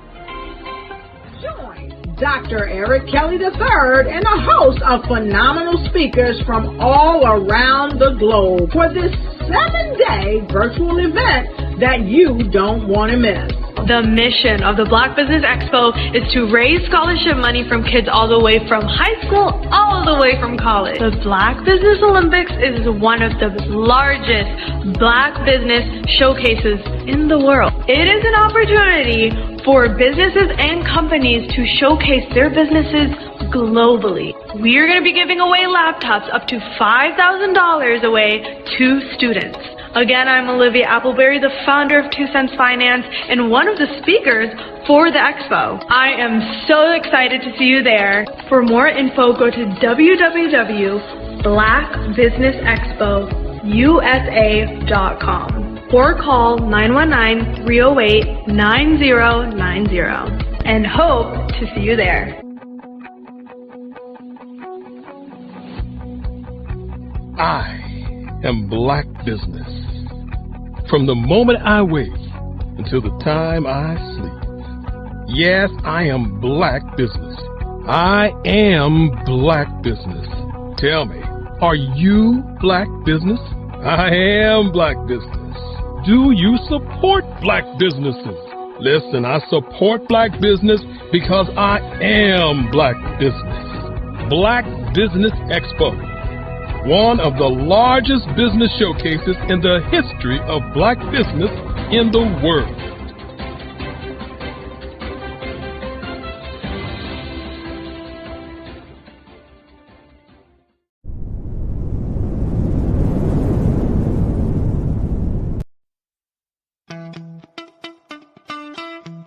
How many times have you been asked to help someone you didn't even know, a student, a business entrepreneur? Or did you ever even ask, where did they end up? That business, that friend, that entrepreneur. Well, just maybe they ended up in a gang, bankrupt, homeless, or worse, dead. Maybe they turned to crime, drugs, and alcohol. Did you ever wonder? Did you destroy their dream? Or was your life always so easy? At the Black Business Olympics, we started a movement to help students complete. Give them hope and foster success. Help them to leave their dreams of providing laptops, computers, and up to $5,000 in scholarship funds. Today, we ask you to help a student, a business owner, or an entrepreneur to realize their dream by sponsoring them, supporting them, and buying from them. Consider this. With $1.6 trillion in our Black community, we only ask for a small donation for our students, our businesses, and our entrepreneurs. And you can change a life today. So I ask you, what are you going to do? Sit on the sideline and watch our students in high school be leaders, miss out on their dream from lack of resources? Or are you going to donate to the movement and change their future and yours as well? Give us a call today at 919-308-9090. Change their life by investing with action to the Black Business Olympic Fund. The Black Business Olympics, one of the largest business showcases of Black business in the history of the world.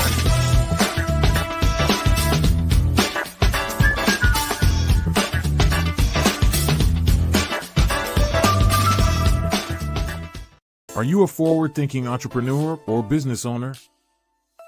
The world is changing faster than ever, and it's time to pivot and adapt to the future.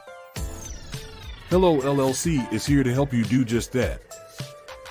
Hello stands for helping enterprises leverage leading-edge optimizations.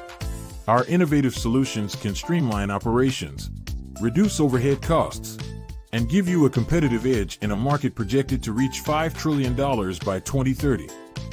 By pivoting to the metaverse, businesses can tap into a rapidly growing market that is projected to be a significant part of daily life for 25% of Americans by 2026.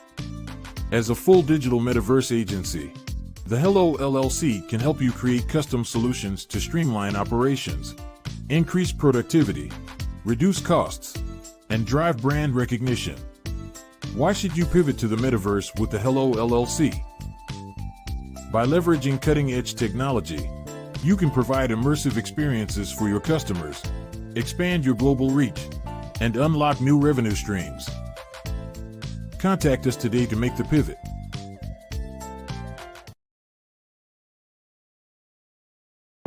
The Black Business Network and Black Business Olympics are essential platforms for Black business owners globally. They provide the tools and support you need to succeed in today's competitive marketplace. Join us today as we collaborate together with businesses from around the world to support our children, students, and young future entrepreneurs, Black businesses and corporations. We raise funds for students going to college and young entrepreneurs who are aspiring to be business owners, and we invite you to be a contributor today. Visit the website www.blackbusinessexpousa.com to connect with and learn more about how the Black Business Network and Black Business Olympics can help you not only share your amazing business story to businesses, but also serve future generations. Hello, my name is David Jones, CEO and co-founder of the Hello LLC, where we help businesses build a culture, brand and experience, and leverage technology to pivot into Web3. Join the Black Business Network streaming live into Roku, Metaverse, STEM City, Black Multiverse Enterprises, Hulu, YouTube, iHeartRadio, Apple, Facebook, LinkedIn, Spotify, Twitch, and Google Podcasts. Tune in, turn on, and let's thrive.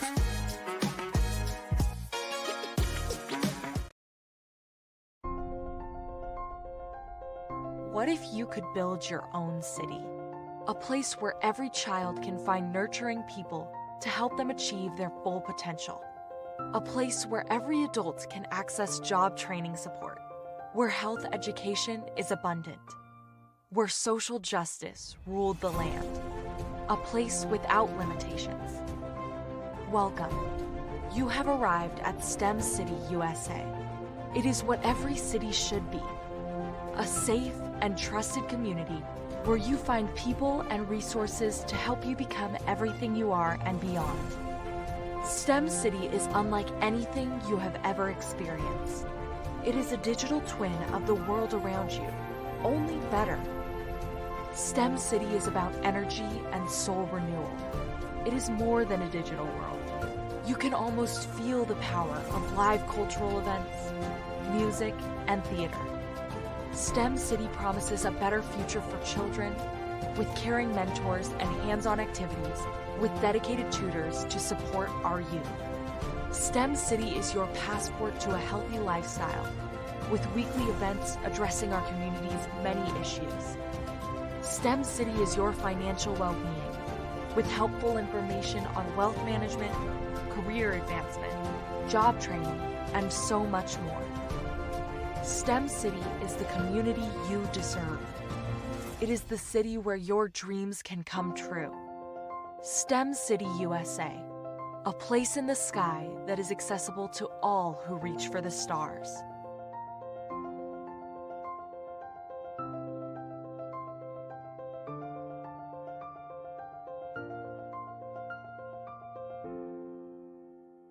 I'd like you to imagine with me, if you will, opening an app where you can collaborate with like-minded individuals from around the world, get inspiration and in-app tools to launch and grow your business, as well as share your knowledge and earn compensation, all in one app.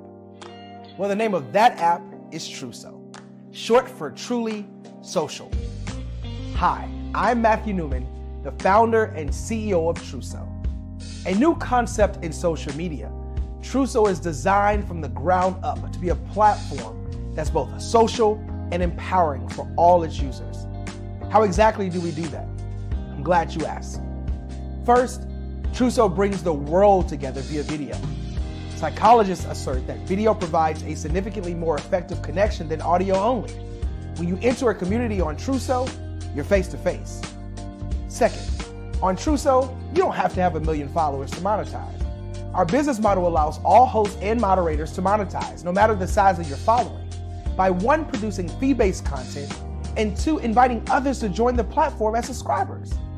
Even more, Truso has an in-app resource library with over 100 free resources, forms, and documents to help you build your brand and grow your business. Third, Trusso is inclusive. The deaf and hard of hearing communities make up 360 million people worldwide. Unlike audio-only apps, Trusso embraces this community, providing a networking platform that allows them to participate via video and closed captioning. We even have a deaf and hard of hearing foundation in the works as well. Fourth, Trusso is both social and safe. We refer to Trusso as a virtual extension of the beauty shop, barbershop, and brainchild of the community. A place where there's laughter, along with wisdom, growth-oriented conversation, and genuine connections in a safe space. Trusso even has proprietary security to ensure we maintain a safe environment for everyone. Where are we at now? Trusso is live, y'all. We've launched in beta, and we're acquiring users daily. We have an incredible development and marketing team, plus amazing celebrity influencers at the table, helping us spread the word around the globe, beginning within the African diaspora and beyond by creating a safe space for growth, connection, and collaboration. We're truly excited about Trusso. We've created something special for which there is a global market. And we invite you to embark on this journey with us as a shareholder. The future for Trusso is truly bright. Join us and let's go there together.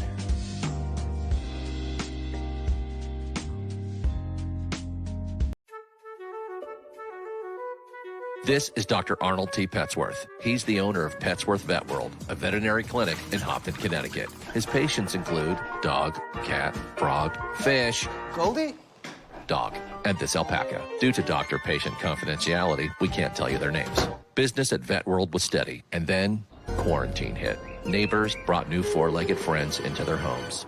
Bunnies. Bunnies everywhere. Dr. Petsworth welcomed these new patients with open arms. The only problem? There were more appointments than he could manage. That's when Dr. Petsworth turned to his American Express business card, which offers spending potential that's built for his changing business needs. He decided to hire a new assistant, Julio, and with spending power built for business purchases, he used his card to furnish a new exam room. Together, Dr. Petsworth, Julio, and American Express Business made sure all the pets of Hopton got the love and care they deserve. And everyone was happy. Get the card built for business by American Express.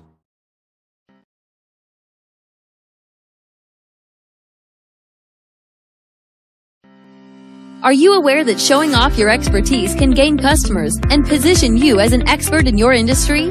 Consumers need confidence to purchase, so let us showcase your knowledge by interviewing you for a 3 to 5 minute video.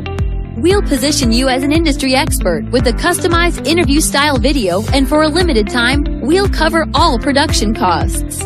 Click this ad or call now for all the information. You'll want to experience the same 5-star service our customers love. So take advantage of this one-time offer. Click this ad or contact us now.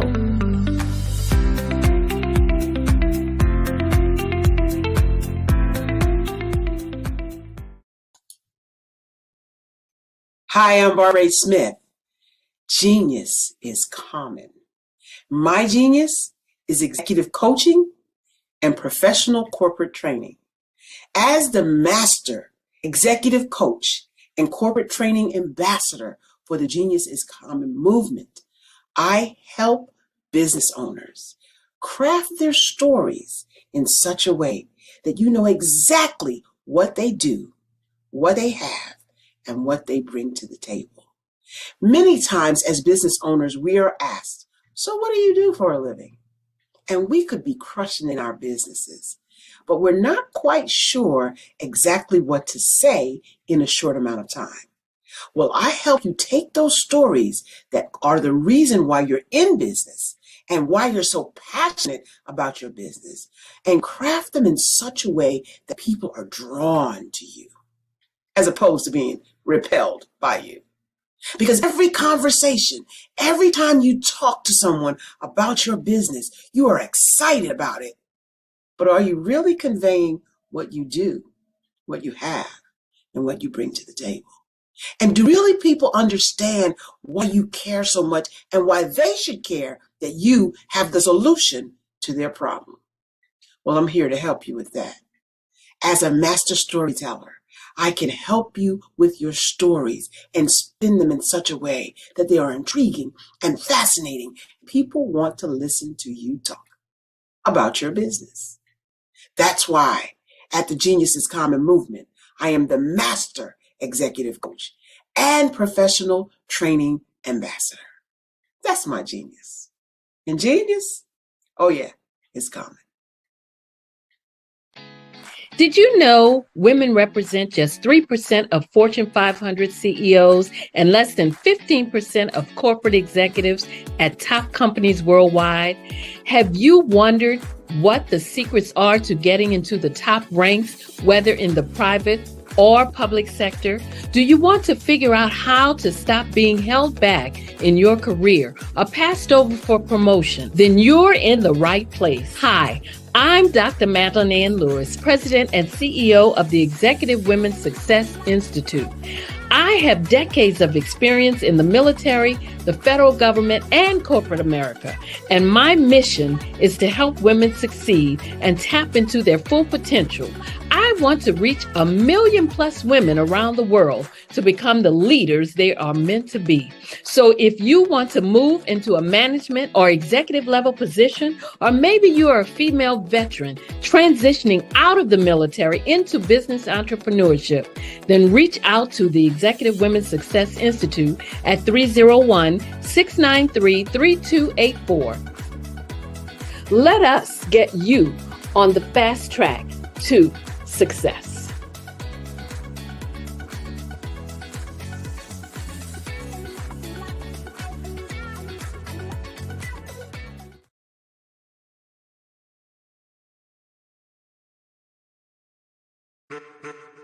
Over the past few years, we've seen the growth of existing and new initiatives focused on financial inclusion, building global networks, and reducing the wealth gap in response to the idea there's not enough seats at the table. Whether their outcomes are to increase the representation of Black executives on corporate boards, ensure an inclusive global economy, or to create new U.S. African commercial pathways, the strategies are often carried out by separate programs. The question is, should they be? With the continent of Africa being home to more than half of the world's fastest growing economies, the youngest workforce, over 400 companies generating more than $1 billion annually, 700 generating more than $500 million annually that are poised for growth, and being the destination of nearly $5 billion in venture capital in 2021. Diversifying U.S. and Africa commercial engagement by building bridges between African businesses and their U.S. diaspora should begin being seen as mutually beneficial. From helping to reduce Africa's enormous capital gap to catalyzing two-way trade opportunities, the COVID-19 global pandemic hopefully has taught us that global challenges and opportunities are more interconnected than we thought. During the pandemic, African companies like Unicorn Flutterwave, insurance provider Reliance Health, ride-hailing app Yasir, and 54Gene, the continent's first bank of DNA on people of African descent, prove that when African companies have access to networks, capital, and information, they grow big, grow fast, and create solutions that are valuable to the world. This is why Be Direct was created. We are the first U.S.-based but African-centric board preparedness and board search company designed to connect U.S. Black talent and corporations to African businesses.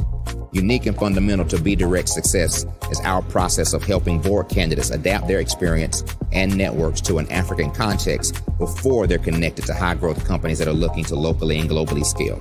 From our focus groups with African business execs and government leaders, we don't ignore the sentiment that business is easy, but people are hard.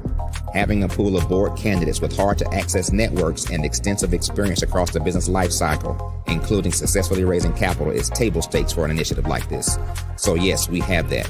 But corporate or entrepreneurial success in the U.S. does not guarantee success in Africa. Developed alongside industry partners on the continent, our training program, Be Direct Prep, is designed to transpose their experience to create cultural comfort, understanding, and a commitment to helping businesses in Africa scale. Our board governance sessions are African continental and country specific, integrated with cultural awareness and dexterity training, masterclasses led by African industry execs, and mentoring and coaching from African continental-based facilitators. But even more unique to Be Direct Prep, we cap off our training program with an immersion trip to help candidates that have not been to Africa before see and feel Africa's complexity and opportunity from African soil. We all know traditional network-based board placement has historically left a lot of us out of ever really being in the paid board pipeline. Our strategy supports the work of many great organizations that are successfully filling seats at U.S. board tables by creating more tables for those that are still left on the sideline. It's time to start seeing the role and value of U.S. Black talent and businesses on the continent of Africa differently. Old perceptions and habits limit economic inclusion. Let's transition Black talent and the African businesses they will support from the periphery of the global economy to its core.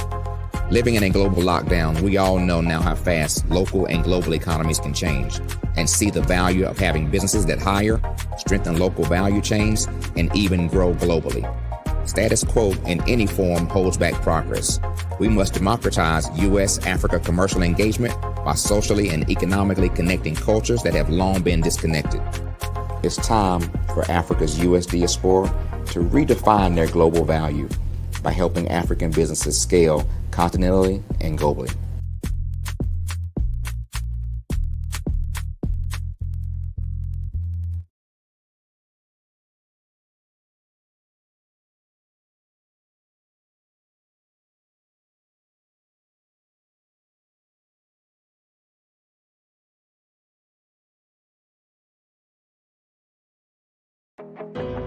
I am Black business. From the moment I wake until the time I sleep, I am Black business. I am Black business. Are you Black business? I am Black business. Do you support Black businesses? I support Black business because I am Black business. Black Business Expo, one of the largest business showcases in the history of Black business in the world.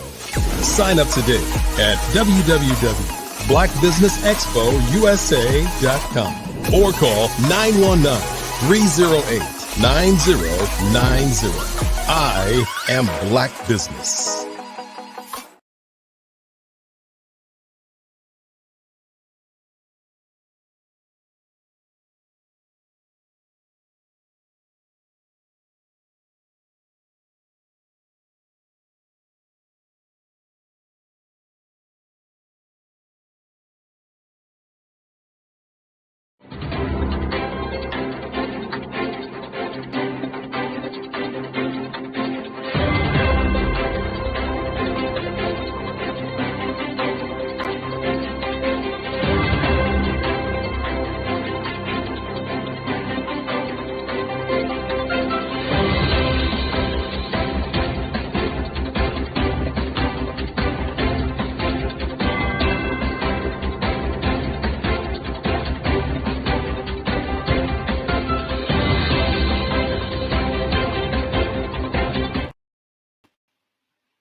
Good morning, business owners, entrepreneurs, thought leaders, and corporations, and welcome to the Black Business Network.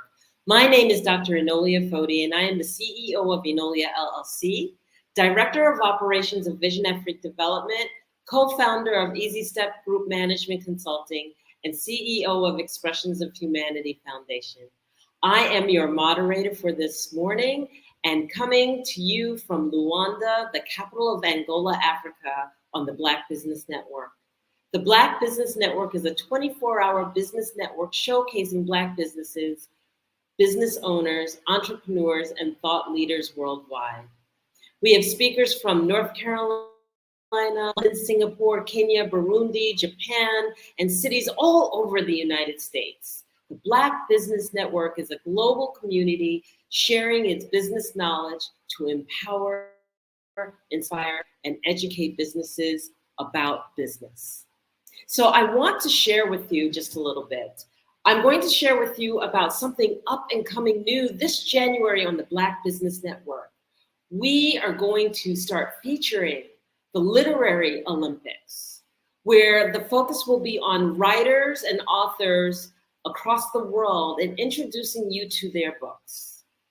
That is going to be a wonderful addition to the Black Business Network.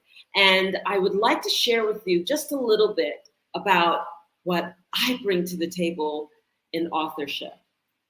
I'd love to share with you, first of all, that I am an author of 4 books. The first one being Finding My Sovereign Voice, with my grandmother elder.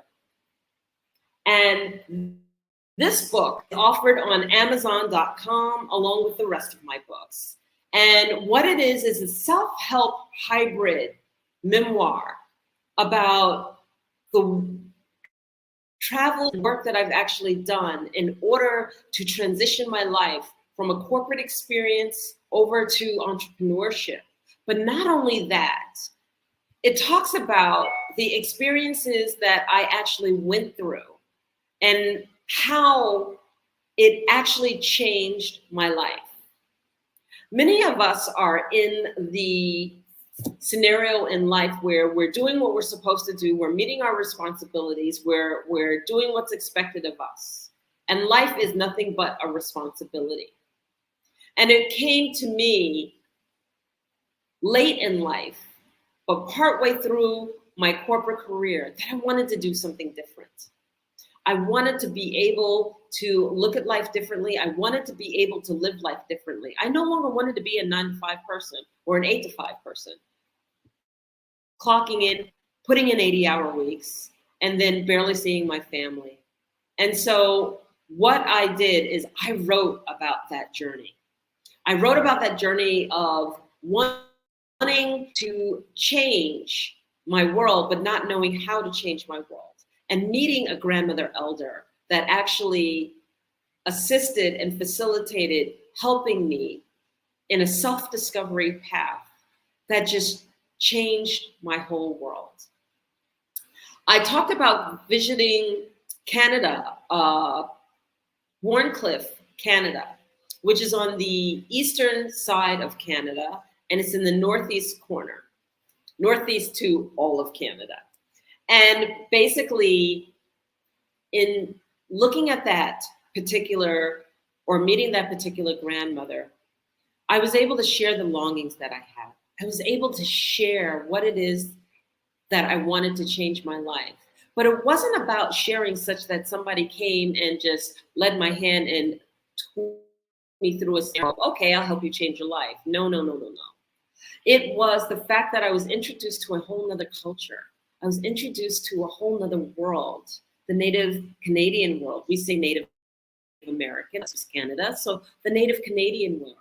Because this particular grandmother, and by the way, grandmother is an affectionate term for elder, not a maternal grandmother, but eldership. And she embraced me, and she introduced me into her world. She introduced me into culture. She introduced me into traditions. She introduced me into a world that has purpose for every single thing that you do. And what it did is that it helped me see how I was living my life versus how life could be lived. The sheer arrogance that you have, you meaning me personally, that we have growing up in the Western world with that sense of entitlement, to take what we want, entitled to just expect that everything is there for us, for the purpose of us, versus that it has a purpose in its own life.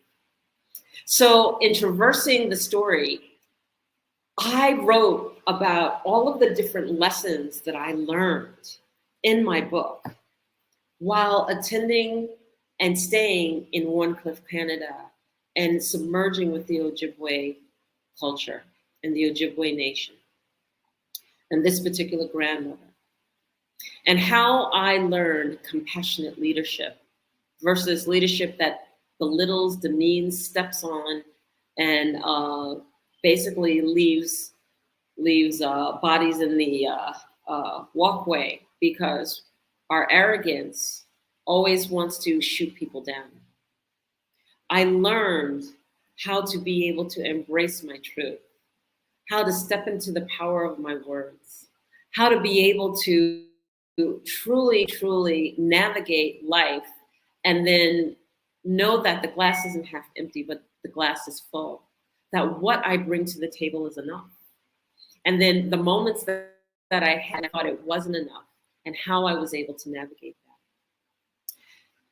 it's funny how God can bring you through a journey in life, and you have no idea its impact, its level of impact, what it does, and how it changes your life until you reflect back. And when I look back at the experiences that I had in upstate Canada, it actually led me through a journey in life that I had no idea that I would be taking, but I had always dreamed of. From Northern Canada, I met my next grandmother upstate New York. But that journey led me to having my first experience on a vision quest. That journey led me to picking up from New York and going to California. And there, launching as an entrepreneur my business, and my business that spanned in the first year 22 states and 4 countries later, where I traveled all the world teaching and expressing and what I had learned from the indigenous as the foundation of my program.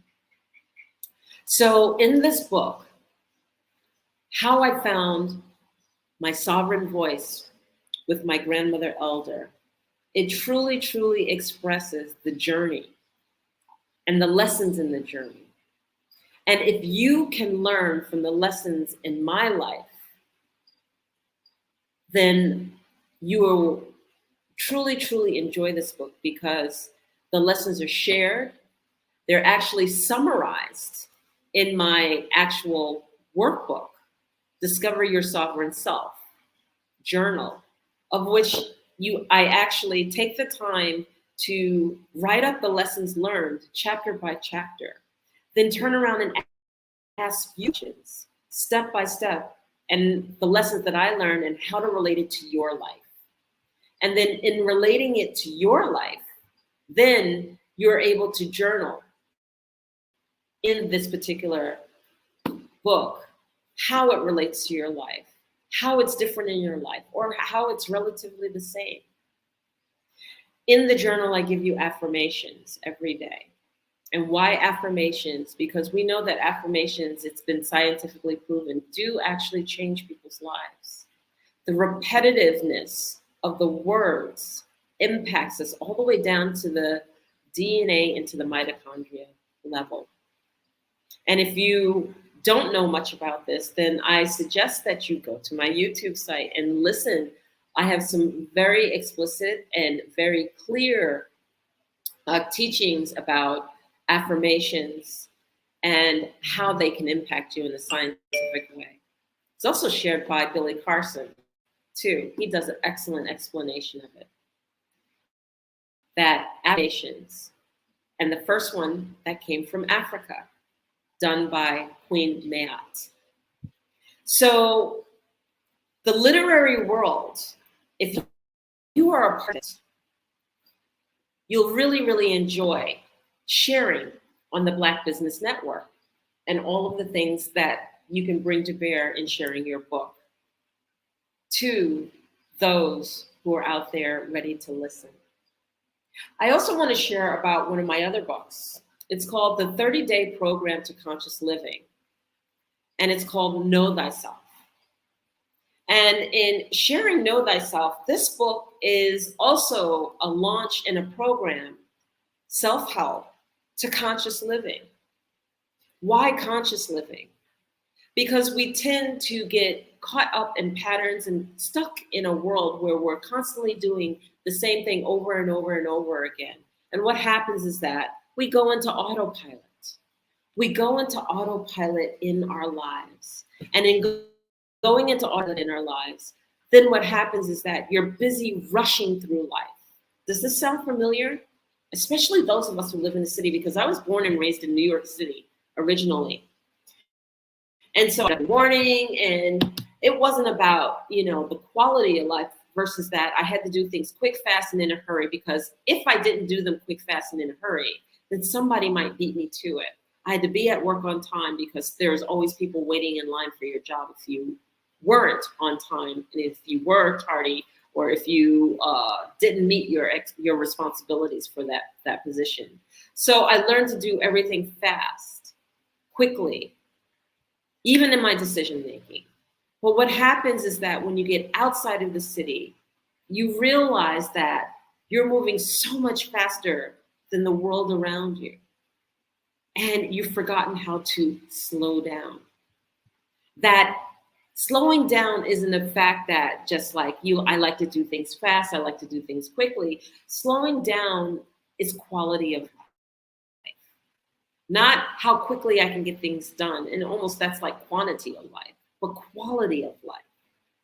That it's okay to take time and take pause in understanding how I think and how I come to the decision that I make.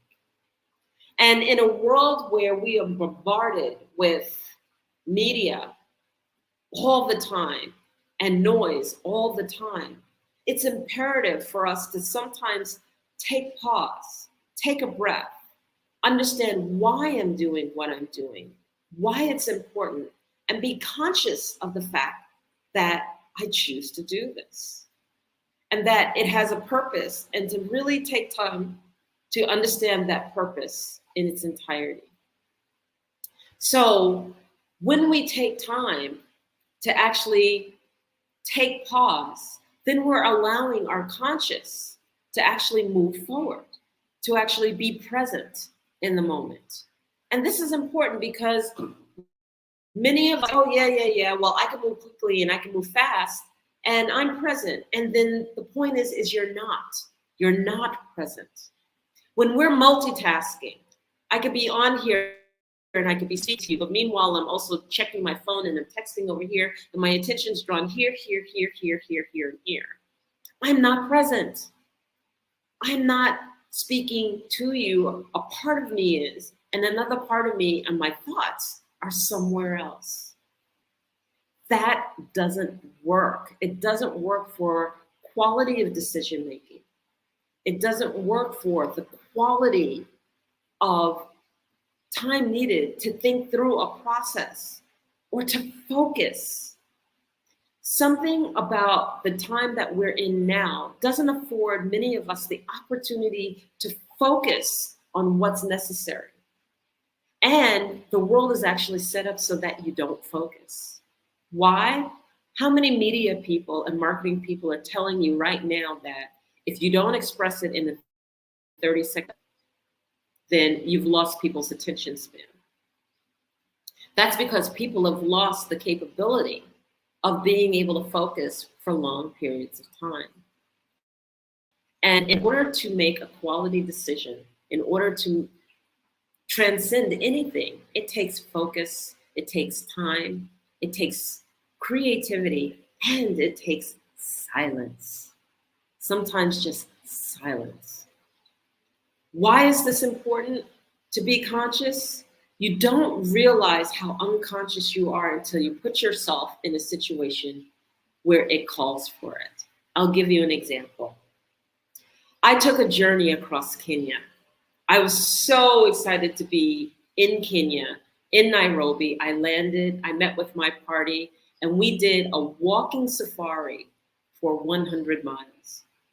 100 miles across the East and West Tsavo Park, starting at Kalungi, at the base of Kilimanjaro, and then walking the park alongside the river, the Tsavo River. And so I was really excited to be able to have this opportunity. I was all set. I had practiced walking, I averaged about 5 to 7 miles a day. And this was going to average 10 miles a day for 10 days to make that 100 miles. And in arriving, we're all set. And how it was actually set up is that you actually had a moving camp. So we would get up in the morning, we would walk all day long, and the workers would actually take our campsite, break it down, and then move it 10 miles forward before we arrived and set it back up so that the moment that we arrived, we were able to eat, to shower, to rest, to relax, etc. It was phenomenal. And we were led by the Maasai. And in doing that, I remember the first 3 to 4 days of walking and walked in silence, my mind would not stop. My mind was like the monkey mind. I was going through a litany of, I had to sing a song, I had to this, I had to that. There was no peace in my walk. There was nothing but anxiety. Did I have enough water? Am I going to make it? Oh, I'm getting really tired now. How long are we going to go? Are we going to take a break? What happens when I have to use the bathroom? Blah, blah, blah, blah, blah, blah, blah, blah, blah. Oh, there are animals here. The animals are wild. Will the animals attack? It was just on and on and on and on about the litany of things that were taking place in my mind as we were walking. This is what happens to us on a day-to-day basis. This is how busy our minds are on a day-to-day basis. Unconsciously, we are just thinking so many thoughts over and over and over and over and over again. And we don't have peace in our lives. And it took the first 3 days of my mind going through that. And on day 4, I finally had an epiphany. And that epiphany was that my mind just stopped. Like I was walking and there was peace, but not peace around me, because the peace around me was already there, but my mind was so jammed with all of the things that I had stepped out of, the singing, the music, the this, the that, rushing to go get this done, rushing to go get that done, that I actually saw the difference on day 4 of the walk, that my mind could calm down. Then it wasn't worried about the animals. I realized that we have a natural balance with the animals. The animals weren't interested in us. That it's our fears projected in front of us that actually makes the animals anxious about us.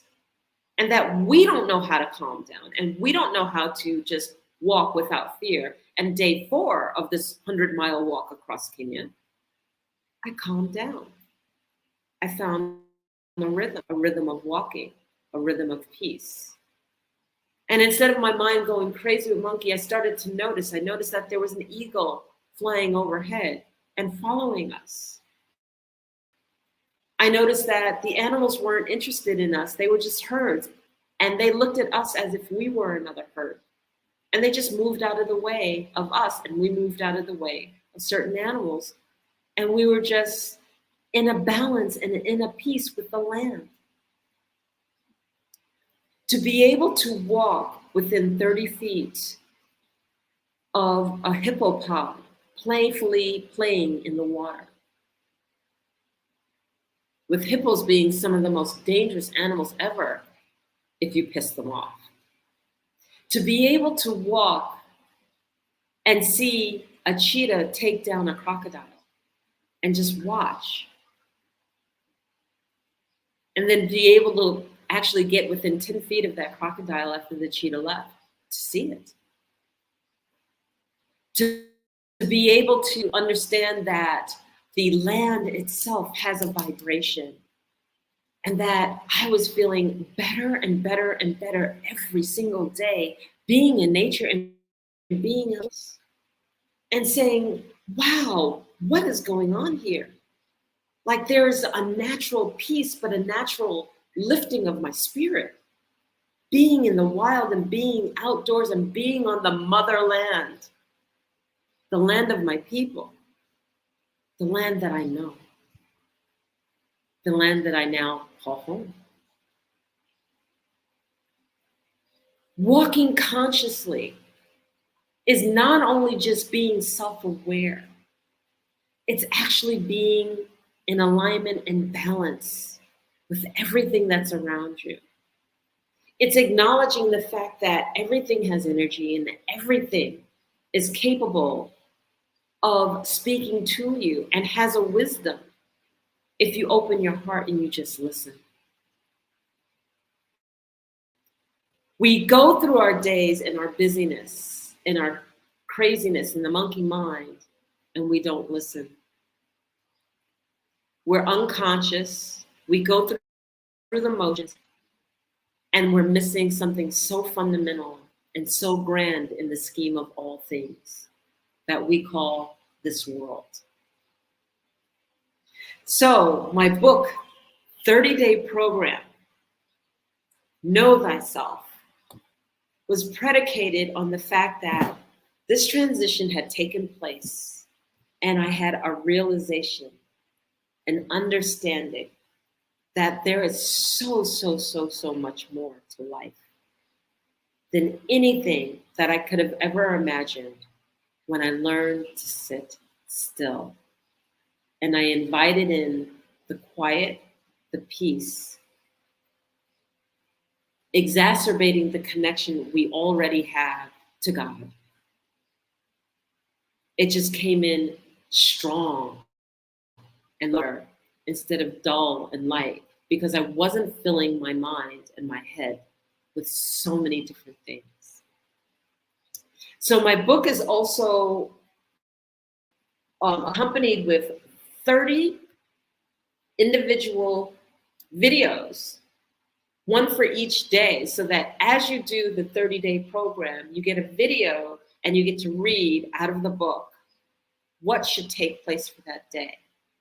That you can ask the question within yourself, self-reflect, write it down, and answer honestly. And I say answer honestly because one of the other things that we like to do as individuals, as human beings, is we like to convince ourselves of a story or convince ourselves of why we are where we are. And in that convincing, and we reflect back and we look, are we just telling our story because that's where we choose to be versus that's where we need to be? And what I mean by that is that many times we lie to ourselves. We tell ourselves the story of the reason I'm here is because of X, but that's not the truth. We're just convincing ourselves it's X, but it needs to be Y. And the question is, when you're living consciously, you can consciously also accept the totality of self, the total you, the total being of what you bring to the table, the good, the bad, the indifferent, the monkey mind, the craziness, the loving, and the darker places of ourselves. We totally accept ourselves. But when we lie to ourselves, we deny parts of ourselves, saying that we don't like it, we wish it wasn't there, etc., etc. And I don't mean that akin to accepting self in its totality versus denying self in its totality and telling ourselves a story when we know it's not true.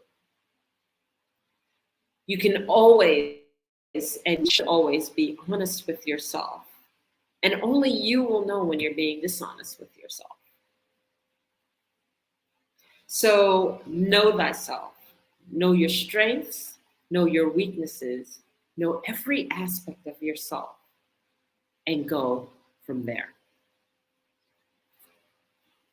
And then my last book, The 7 Principles of Self-Mastery, for Self-Mastery, is my journey to understanding and coming up with a methodology of just basically being a better person and creating a foundation for self. And what do I mean by that?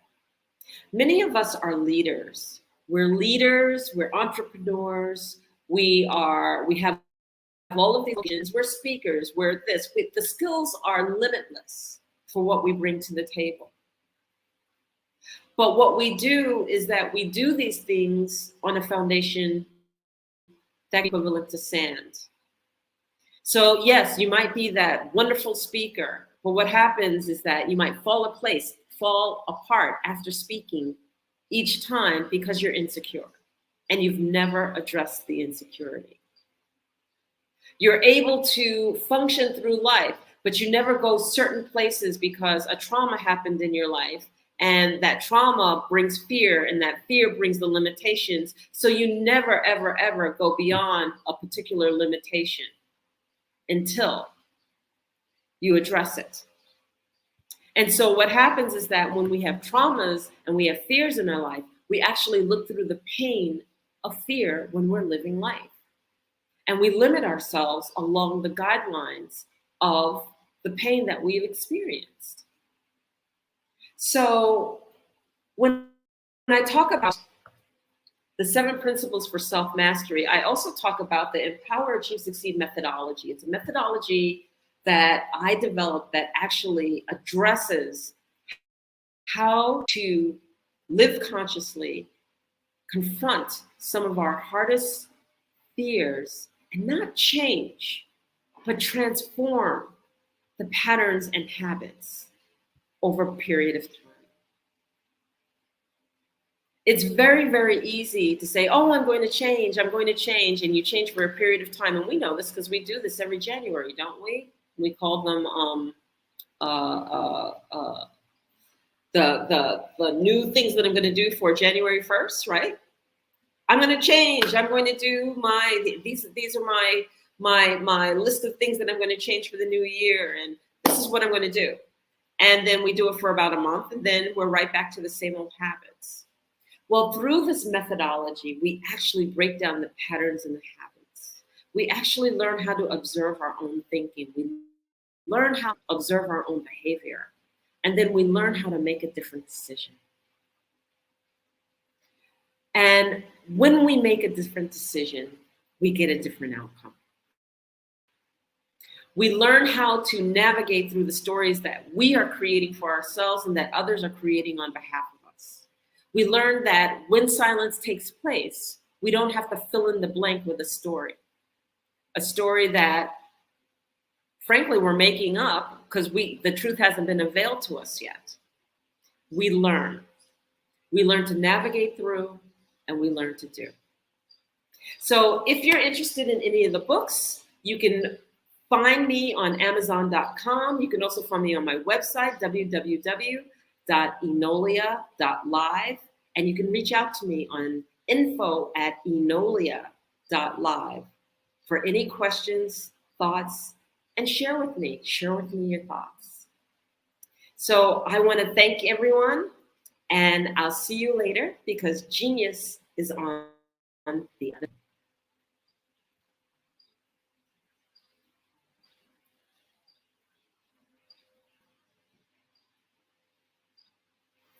Hello, ladies and gentlemen.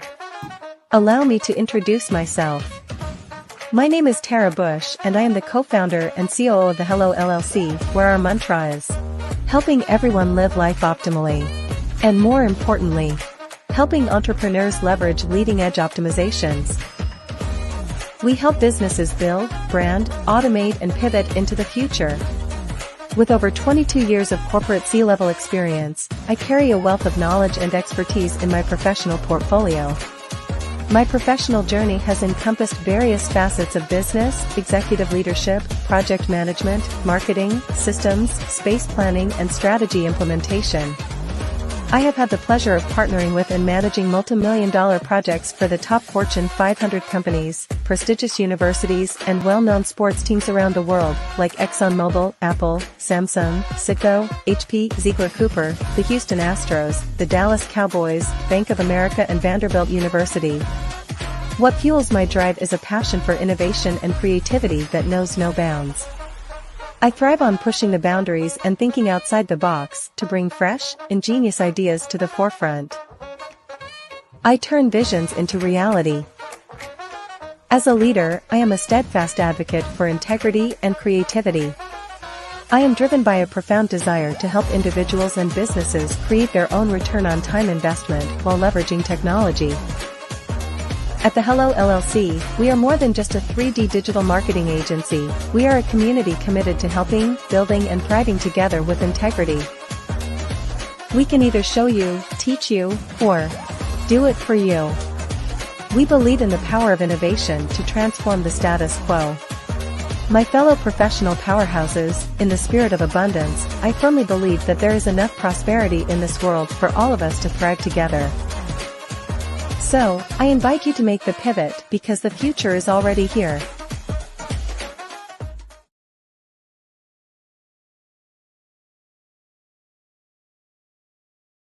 Sometimes you got to hear the news from the Black perspective, and more specifically, Black publishers. And that's exactly why you have to download the HeyTie app, the largest mobile app delivering breaking news, videos, and podcasts from 200 of your favorite Black publishers. Yes, 200 Black publishers delivering news as it happens, literally all in one app. Go to HAYTI.com or download the app in the Google Play Store or Apple App Store. It's completely free, along with information that you can trust, so go check them out.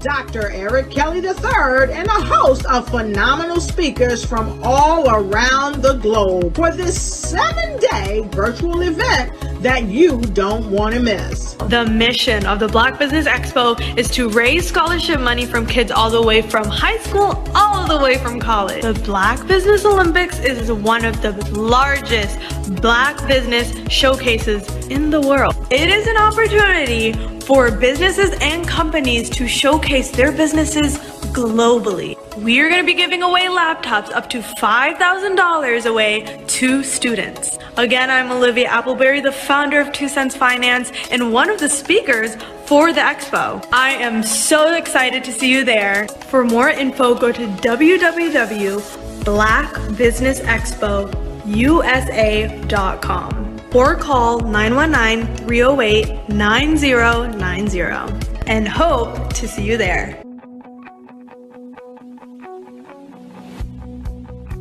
I am Black Business. From the moment I wake until the time I sleep. Yes, I am Black Business. I am Black Business. Tell me, are you Black Business? I am Black Business. Do you support Black businesses? Listen, I support Black business because I am Black Business. Black Business Expo, one of the largest business showcases in the history of Black business in the world. The world! Sign up today at www.blackbusinessexpousa.com or call 919-308-9090. I am Black Business. I am Black Business. From the moment I wake until the time I sleep, I am Black Business. I am Black Business. Are you Black Business? I am Black Business. Do you support Black businesses? I support Black business because I am Black Business. Black Business Expo, one of the largest business showcases in the history of Black America in North Carolina. Sign up today at www.blackbusinessexpousa.com or call 919-380-9090. I am Black Business. I am Black Business. From the moment I wake until the time I sleep, I am Black Business. I am Black Business. Are you Black Business? I am Black Business. Do you support Black businesses? I support Black business because I am Black Business. Black Business Expo, one of the largest business showcases in the history of Black America in North Carolina. Sign up today at www.blackbusinessexpousa.com or call 919-380-9090. I am Black Business. I am Black Business. From the moment I wake until the time I sleep, I am Black Business. I am Black Business. Are you Black Business? I am Black Business. Do you support Black businesses? I support Black business because I am Black Business. Black Business Expo, one of the largest business showcases in the history of Black America in North Carolina. Sign up today at www.blackbusinessexpousa.com or call 919-380-9090. I am Black Business. I was born in a little village on the island of Haiti. Many deadly diseases pounded me. It is as if they were on a mission to end my existence on this earth. I refused to give up. In 1983, I left Haiti and came to the United States of America. And I came with $5, 2 shirts. I didn't speak in English. I came to Atlanta. I got a job. I was a doorman. I was a doorman with a dream. What I used to do, I used to come on stage. I'd rehearse this moment that I'm standing in front of you. That's the power of a dream. Maybe today is the day you begin acting as if you already have it. And then step out with full force. Take a risk. No condition is permanent. Don't let your situation distract you. You are chosen. You are called. You are born for a purpose in this life.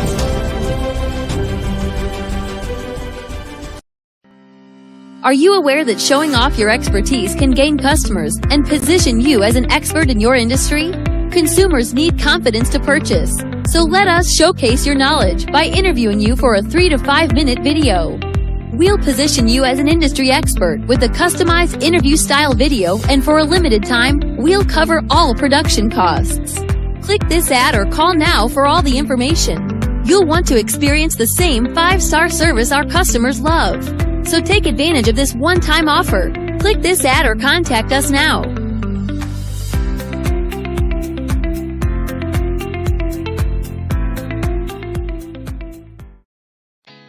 Did you know women represent just 3% of Fortune 500 CEOs and less than 15% of corporate executives at top companies worldwide? Have you wondered what the secrets are to getting into the top ranks, whether in the private or public sector? Do you want to figure out how to stop being held back in your career or passed over for promotion? Then you're in the right place. Hi, I'm Dr. Madeline Ann Lewis, President and CEO of the Executive Women's Success Institute.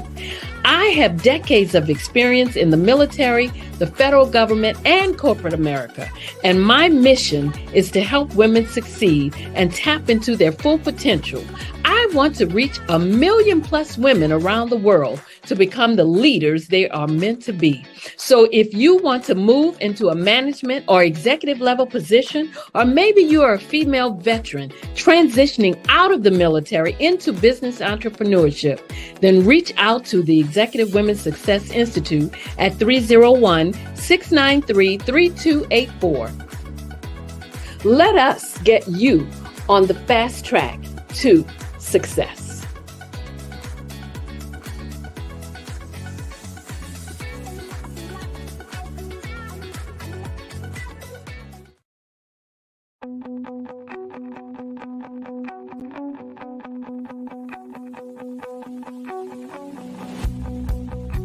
I am Black business. From the moment I wake until the time I sleep. Yes, I am Black business. I am Black business.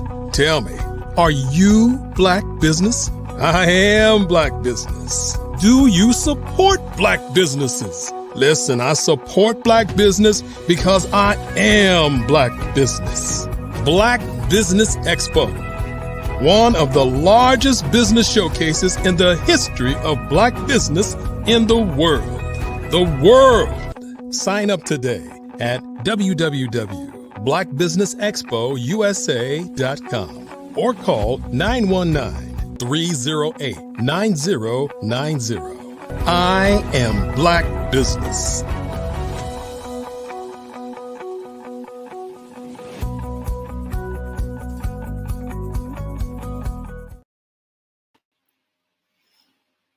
Hello and good morning, everyone. Good morning to the business owners, entrepreneurs, thought leaders, and corporations.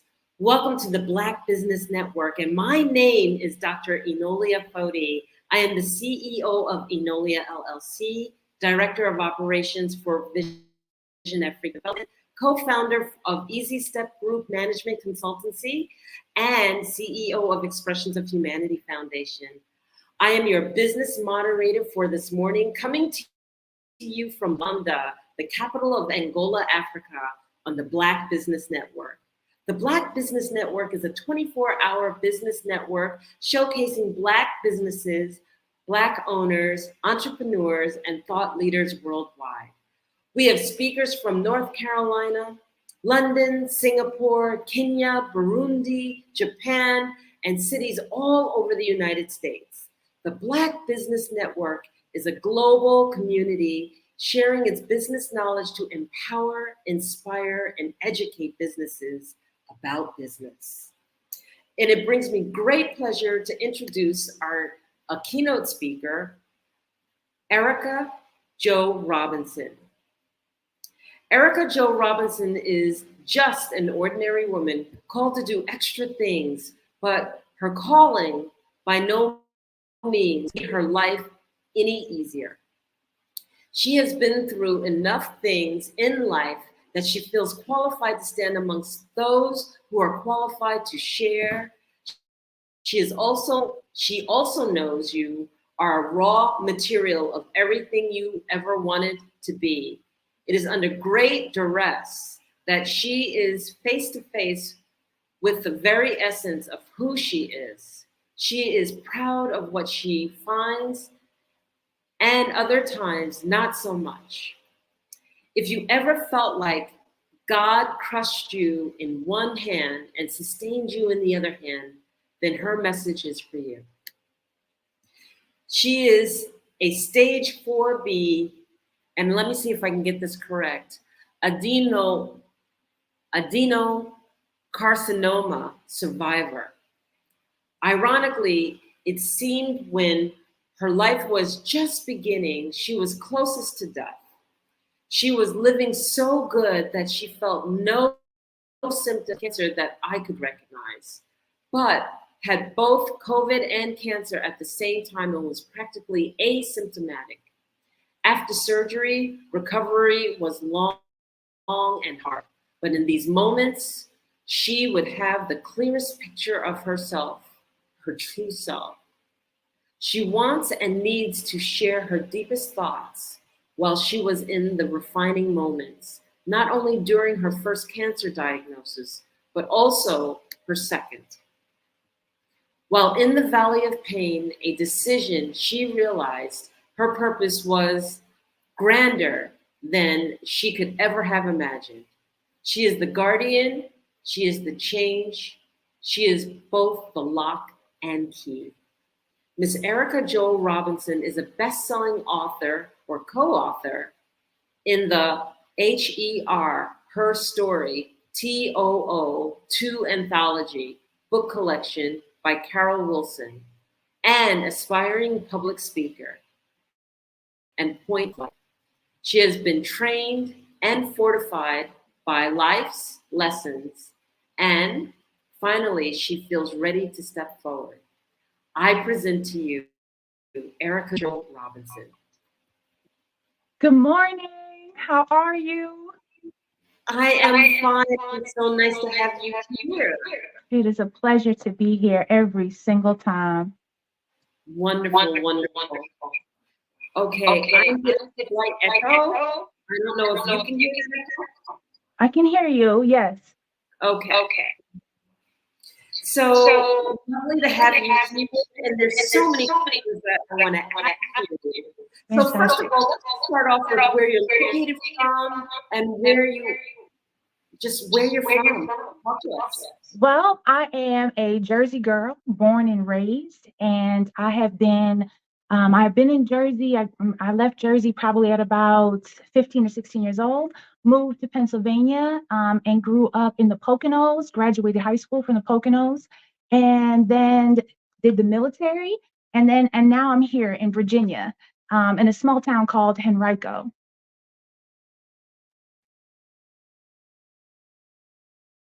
So Henrico is a very interesting place to be. I didn't know whether it was pronounced Henrico and Henrico, but it is a small town that is just like adjacent to, most might know Richmond. Richmond is a wonderful place, one of the places that's considered to be the food mecca of the world. There are so many things. It's hard for a girl to stay in shape out here. Oh, there you are. Hey, how are you? Yes, it I lost is. you. I'm here. I'm just working for the microphone situation. It's all good. So,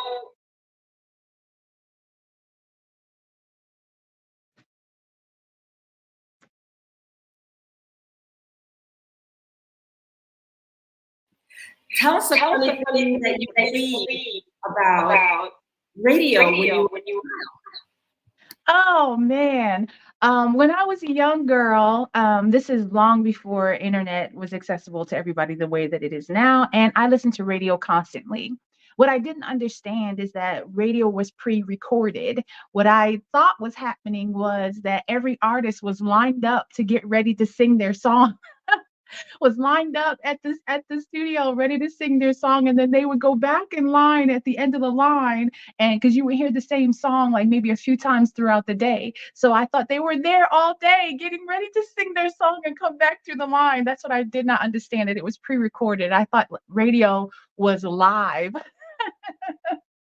And so as a young girl, I didn't know that. So I'm exposing myself. Oh, it's okay. So one of the things that I love to talk about is when we're in school. A lot of times we're in school, we have a little side hustle, we have a little something, and there's something very special about yours. Tell us a little bit about that story.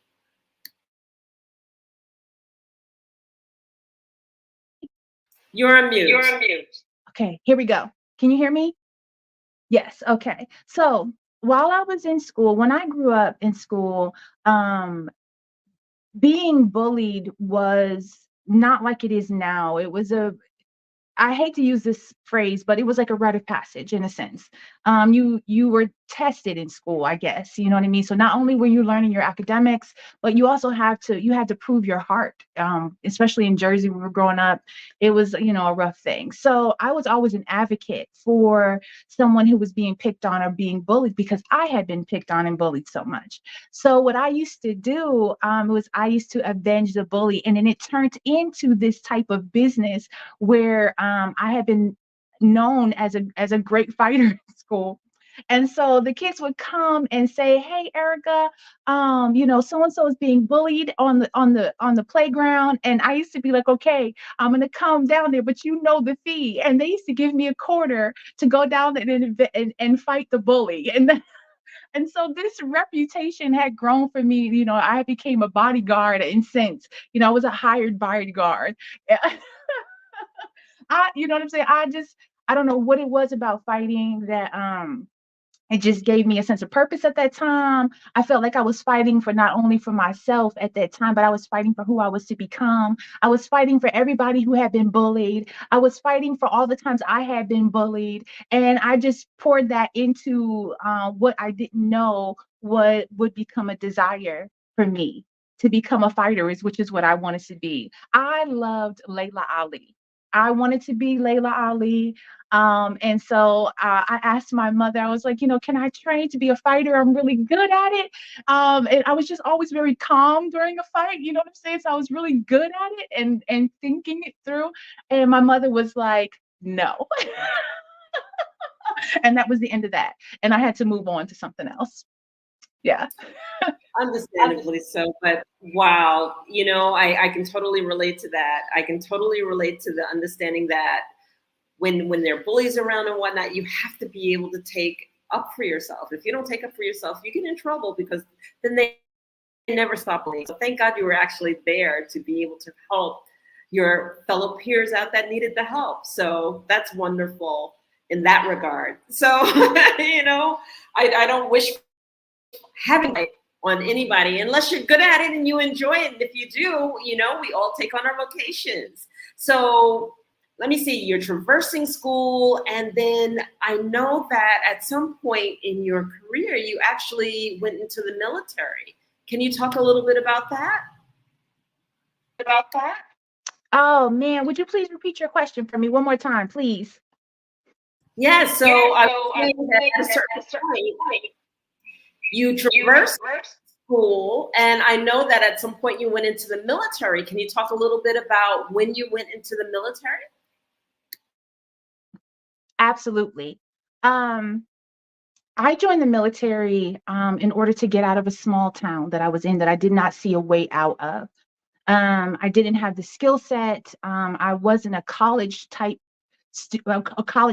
person at the time, and I knew that I needed to get out. And so what I did was I tried to join the army, but it just wasn't a fit for me. So I joined the Navy instead. And in that process, I can hear my mother's voice even now: do what you have to do so you can do what you want to do. And she really wanted me to go into nursing, and so that's what I did. I was a corpsman for about 6 years, 6.5 years. I was stationed in Hawaii for most of my time, and I was an EMT, which was probably one of the hardest jobs I've had to do in the military. I did my little bit of time with the Marines as 8404. It was a requirement. The Marines, I don't know what the situation is now, but at the time, the Marines didn't have medics, and the Navy's medics were the Marines' medics. And so we had to go and learn how to perform an action with them, which was something that I carry with me to this day as an attribute to who I am now and what I'm able to accomplish. So I did that, learned learned a whole lot. At the end of my Navy career, I decided to change jobs, and I became a medical photographer. At the time, I was in love with images, and I still am to this day. I love magazines. I love the color stories. I love that type of thing. So I did that for the last probably year and a half or so of my military career. And to this day, I tell you, joining the military is probably the best thing for me. I had like a wild streak. I was like a wild teenager, man. Like I didn't do anything like way too crazy, but I was just a wild teenager in the sense that I had no fear. Like I was just very courageous and very driven off the adrenaline rush of defiance. We'll just say that and leave that there. But you know what I mean? I'm so glad my mom isn't here because she would be like, "Oh, let me tell you everything." But we're not gonna. I'm glad she's not here to tell these stories. But we're just gonna leave it at, you know what I mean. I just really thrived off of that, and it like a double-edged sword to everything in life. That really helped me. That drive off of adrenaline really helped me, which pushed me into some of the things that I'm involved in now. So yeah, that's what happened with that.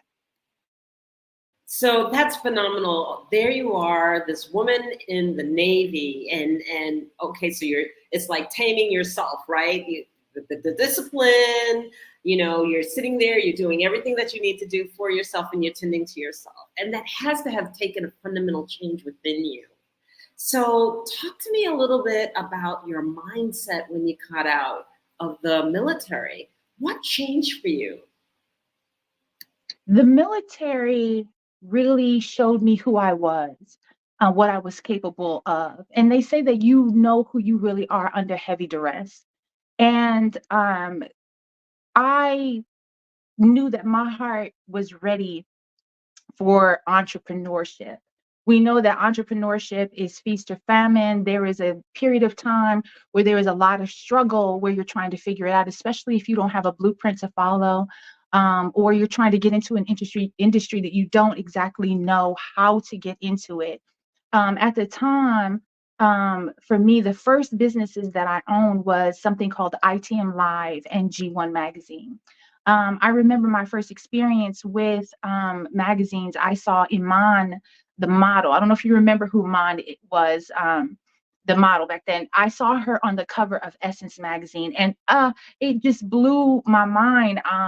My first words, I'll never forget them, were, oh my God, Black people are beautiful. That was my first thought as like a 15-year-old young girl, is searching for myself and within the community that I was in and within the access to things that I had access to.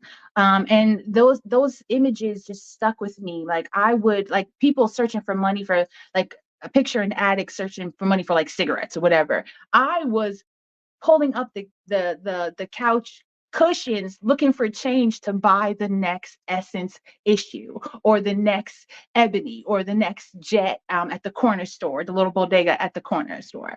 And I just thrived and loved. I would stand in the store for hours just flipping through a magazine to know if this is the one that I wanted, or the array of magazines that were there. And I would just thumb through these, and the store owner would be like, no, either you buy or you leave. So, you know what I'm saying? I would finally make my purchase and go home and look at that magazine in the comfort of my home.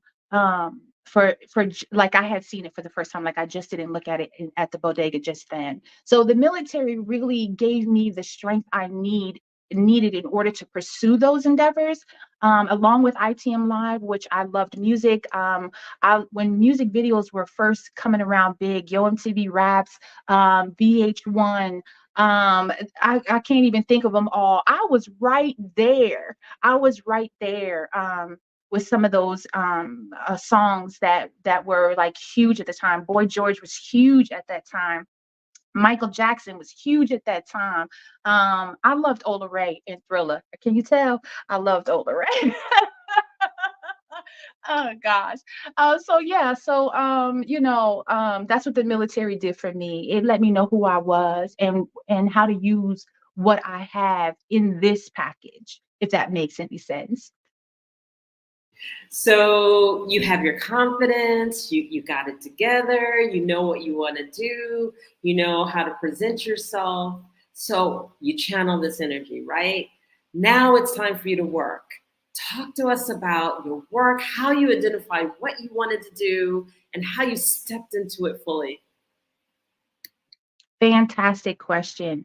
I was doing something that I didn't know was a thing, which was listening to my inner voice and follow my heart and my dreams, against what people they love you. People love you, but sometimes in that love, they want to protect you from their fears. And I just really I went hard for a long time. As a matter of fact, while I was waiting in the green room, waiting to enter in, I received a message on Facebook from some people that I was doing ITM with 20 years ago. They tagged me in a video that we had done to promote the ITM Live thing. And I was like, my God, was that 20 years ago that I had all that fire and passion about that?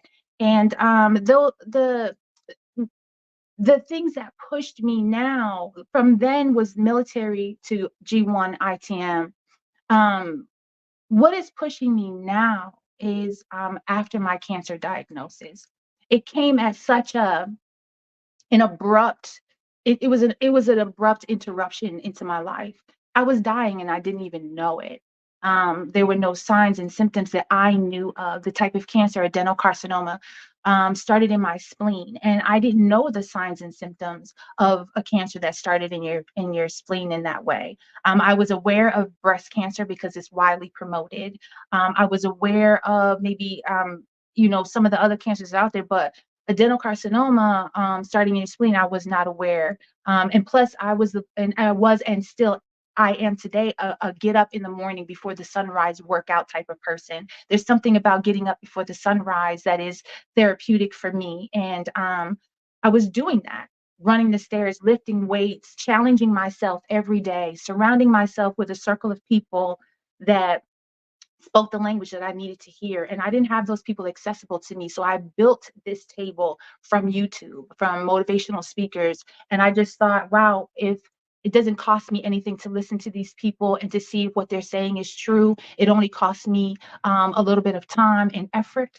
And so those things catapulted me into what I believe I should be doing right now, which is writing and motivational speaking. Because if a girl like me, just a girl from Jersey, an ordinary girl from Jersey, can accomplish what I have accomplished, at the first time I had cancer, it was an idea of how to get over. It was an idea how to cross the bridge from where I was to where I wanted to be. At the second time I had cancer, it was a blueprint. The second time, I was like, okay, I know what I did the first time to get over. Is it a fluke? Can I do it again? Can I prove it to myself, my children around me, my family around me, the friends that I have? I have a very small circle, and that's for a reason. Can I do it again? And that's what catapulted me. I hope I answered your question. You actually did. And I'm going to go back just a little bit because you said a few things and I want to just make sure that I have clarity of understanding. So I just want to know what the G1 is and the MT Live is. If you could just share a little bit about that, and we're going to progress you through. Okay, fantastic question. And thank you for backing me up on that. G1 magazine started for God first. I was there was nothing like God, like the church and God was everything. And I was different in the church at the time. And at the time, jeans weren't accepted, and casual wear wasn't accepted. The idea of bringing your best to God at the time was heavy. But I was unaware of that because I was not brought up in the church. God found me where he found me, and it was not in the church. And so, because like I talked about it, my years as a young girl, you know what I'm saying? I was, you know what I mean? I was doing what young women, you know, I was having a great time living life, and God found me where I was. So I didn't grow up exactly in the church. I have a really strange background when it comes to church. My stepfather, who I call dad, who raised me, was Episcopalian and Black Hispanic. So we went to church on the holidays and things like that, kind of a Catholic thing. And then my godparents were devout Baptists. So then when I wasn't going, you know what I'm saying? So I had this like weird, like kind of presentation of what God, who God is. I'm not gonna say was, who God is at that time in my life. And so that's what G1 was about: fashion. It was about the whitewashed tombs. It was about, that's what I felt at the time. I was wearing like, you know, at the time the velour sweatsuits were in. I was wearing that type of stuff to church. And believe me, I turned heads, you know, just for that reason, and talked about for that reason.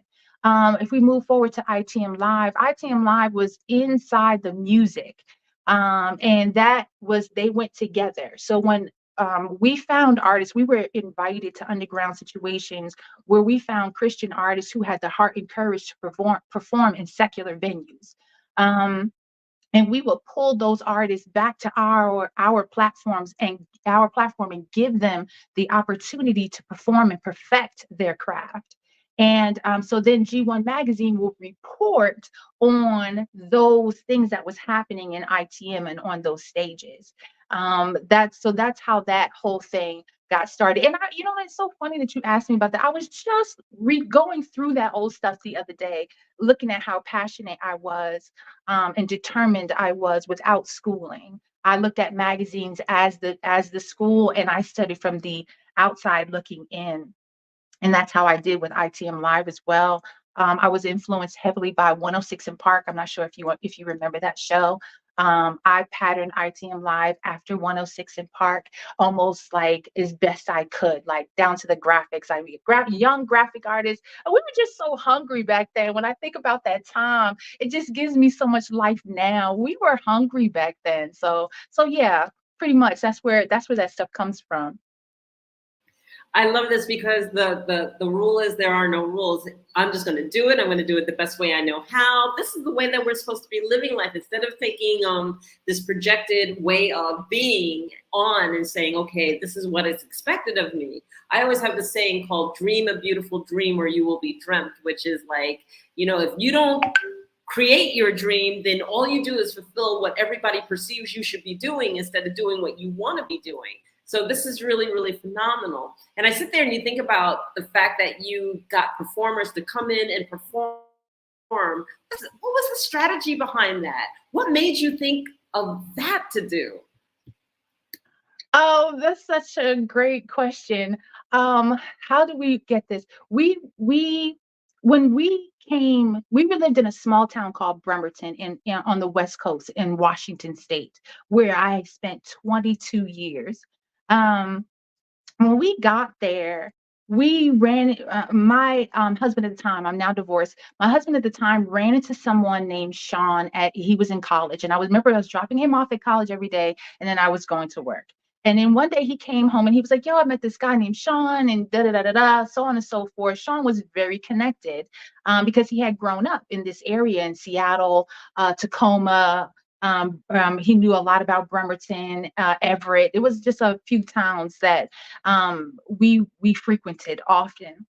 And so once Sean heard about this idea, like I was like, Sean, I want to do this. I want to start a magazine. This is what I want to do. This is my life home. This is what I wanted to do. And he was like, really? He was like, well, I know this person. And we were so bold. When I say we were so bold, we were new in that town. We found a church that we wanted to join, or not even to join, that we liked. And we went a couple times and we were like, this is a great church. Before, we were so bold. We were like, we need a meeting with the pastor. We need a meeting with the pastor because I have an idea and I want to bring these artists that I'm noted, that I'm learning about, and we want to start this show and we want to start it right here. And I think the pastor at the time, God rest his soul, he is long past, he looked at us like, he blinked like before answering, like what are you asking? But we were so bold that we were like, we know this is good, we know this is what the youth want.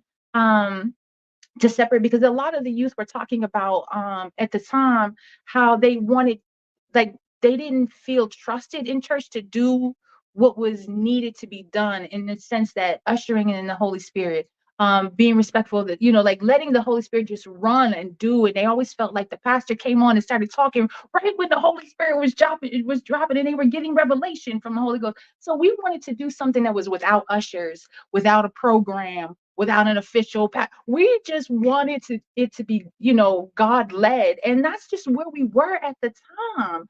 And so that just, like, the word just spread and our reputation preceded us. And it, nothing is better than word of mouth advertising.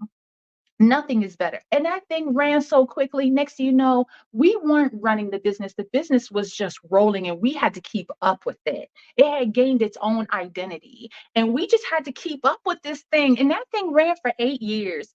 8 years we did that. And then after a year of successfully doing that, we wanted to reward ourselves. Like, how do we celebrate that we made it a whole year? And so, lo and behold, BET award show was coming on. I sat down with a pen and paper and wrote down everything that happened, play by play. And that's what we did. We celebrated just like that. And that just grew. It was crazy. It was a beautiful thing. Absolutely beautiful thing. That's a phenomenal story. I think every youth should hear this story, because that's what it is when you are led by your heart. You fall into play, that it's successful. That's exactly what is supposed to be taking place. So that's phenomenal. I'm so happy for you. I love hearing it too. So you have a little funny story to tell us about sneakers. Tell us your funny story about sneakers.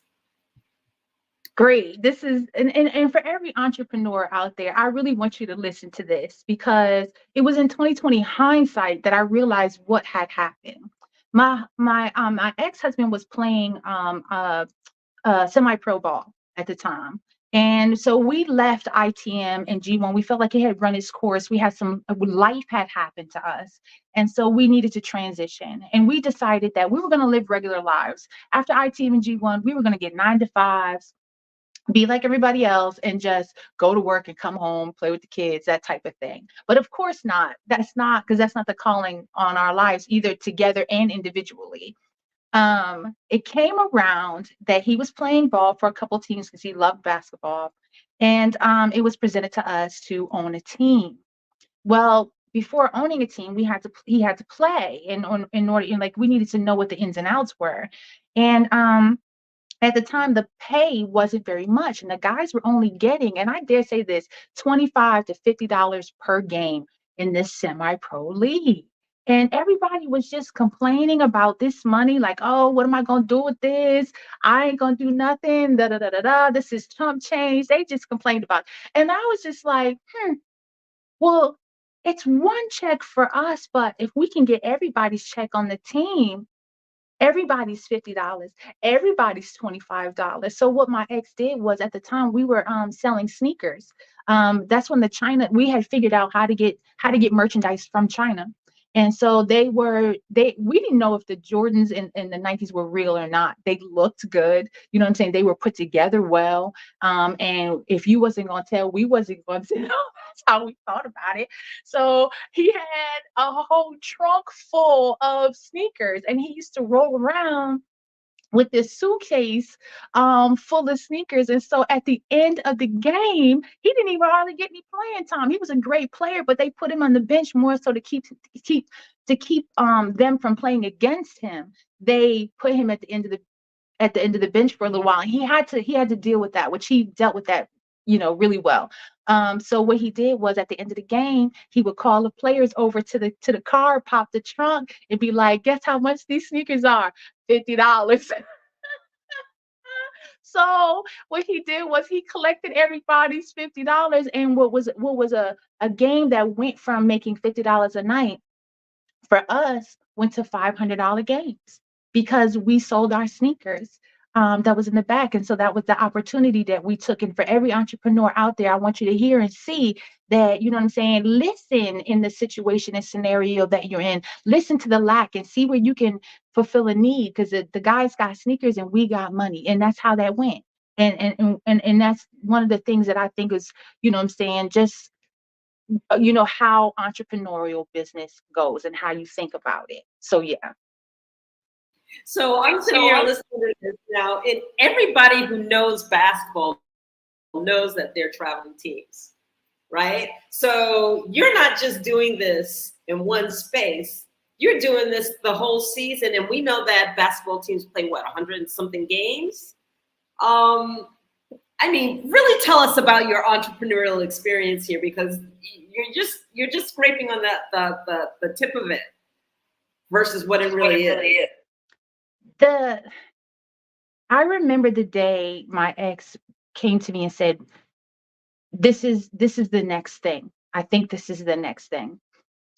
And we transitioned from players. My ex-husband transferred from being a player to an owner.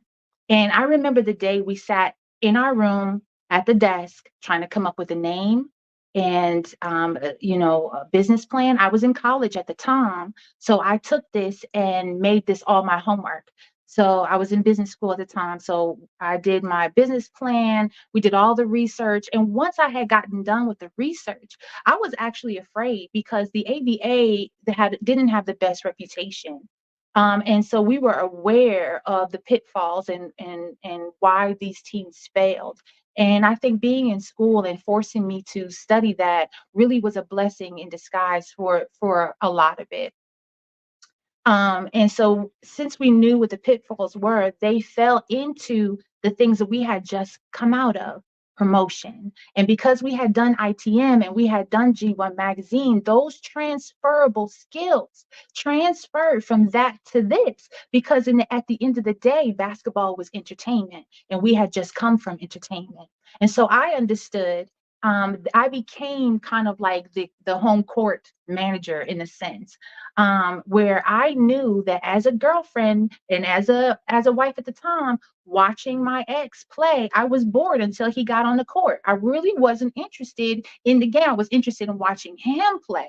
So then I thought, man, how can I make it more entertaining for the wives, girlfriends, and the children? Well, then I was like, we need a dance team. We need a dance team. We need halftime entertainment. We need a DJ. We need to make this a party. We need to make this a community thing. And that's what we did. And because we had that experience from prior to, we were able to move that thing to that. Because we were able to do that, we attracted international players because we did that. And so I remember, I'll never forget his name. His first name was Bo. There was no way I could pronounce his last name. So, forgive me for that. Bo was his American name. And he had come from China to play on an American team and get the clout for an American team. In 2020 hindsight, I see what he did. He was a great practice player, but he just wasn't that great in a game. I think maybe I don't know, the nerves. I don't know. I cannot speak on that. I can only speak on what I saw. But we didn't know that he was heavily connected in China. We had no idea. So we just treated him well. Like, I just felt like, man, this guy's coming all the way over. We just need to treat him well because he's far away from home. Lo and behold, he takes us back to China. Oh my God. His family, they're dignitaries. Of course they are. And then we are traveling from town to town. You want to talk about celebrity? Over in China, we had a little bit of celebrity. Like, it was just an amazing experience. Children running up to us. We signed more backpacks. I took more selfies. I found myself in a room full of dignitaries singing karaoke. Listen, anything was possible. You did what you had to do for the job. You know what I mean? I found my role. I was not a player. I was an owner, but I was like, what can I bring to this team? Fashion. That's what I brought them. I brought them fashion. I brought them beauty. And it just seemed like Beauty and the Beast. And it just went together. And it just worked. And that's how we worked this thing. There were a lot of pitfalls and a lot of things I wish I could go back and redo. But out of it all, the blueprint is here. We don't have the team anymore. 2020 came with COVID and shut down a lot of the work. And a lot of people may have thought that was the end of their business. For me, there was a birth of a new start. And I took the opportunity in 2020 to come here to Virginia to start over for myself and bet on myself. And that, I'm seeing business, when you're doing entrepreneurial business, it's more than just the step to step, do this, do that, then do this and do that. There's so much hard work in between stages 1 and 2 that you learn about yourself. And so yeah, that business was crazy. I danced for 4 years. The dancers that I wanted, I couldn't find in the town. So I was like, you know what? Guess what, Erica? You're going to be a dancer at 45. Yes, I did start that. Yes, I did go to Walmart, find me some leggings, ran into a young kid from Jersey who was a dancer and was like, listen, teach me how to dance for like a whole summer. Because girl, I couldn't get up and down in one count. Okay. I needed to get that down. And so that started off my athletic, my workout journey in life. I haven't stopped dancing and I haven't stopped working out since. It's just part of who I am. I love it. I love it. I love it. And so out of all of these experiences that you had, what is your passion? What is it that just calls you from your heart to say, this is it, this is me? As if you could not hear it already, my passion is to share my life journey. My passion is to share the things that I have learned while I was going through the fire. My passion is to share those things with people who feel like they can't move forward into their calling and their dream. I feel like the reason that I went through those things and I did not die is because I went to the depths, to the darkest, and brought back information. I went into the fire. And I like to say that I have been through the fire on multiple times, but something about I look, not even smelling like smoke, not even smelling like smoke. And I'm like, I come back with information. I come back with things that Only a person who have gone through these things would know and recognize. I can stand next to somebody who was dying, or at least, you know what I'm saying, thinking that they're dying. I thought I was dying, and I was preparing things for my children and for my family, because I thought that I was dying. I was stage 4B adenocarcinoma. There are only 5 stages. The next stage was hospice, and I don't know. I just didn't stop. I just didn't stop. I kept telling myself every morning that I got to get up. And that's what I did. And because I know these things, I want to speak to somebody else who thinks that they're on their way out of here. And until God say it's a wrap, until God say it's over, and still get up. You know what I mean? I just kept getting up. I want to share that passion. I'm very passionate about living. I'm very passionate about creating the life that you want to live. I'm very passionate about how do you do that? How do you listen to your inner voice? How do you know how to listen in the stillness, in the quietness? How do you decipher between the voices that you hear and within your head, the one that is afraid, the one that is foolish, and the one that is full of information to guide you and lead you? How do you engage with people along your path, along your life journey? I'm gonna tell you this: when I learned that my brain was telling me to repeat things just because it's a gathering place of information. It's a gathering place of historical events that happen in my life. When I learned that, and then I learned that I could retrain my brain to help me, versus to keep running me into the same negative habits. I jumped on that and took advantage of that. And I'm going to give you one tidbit. That's the reason why I get up so early in the morning.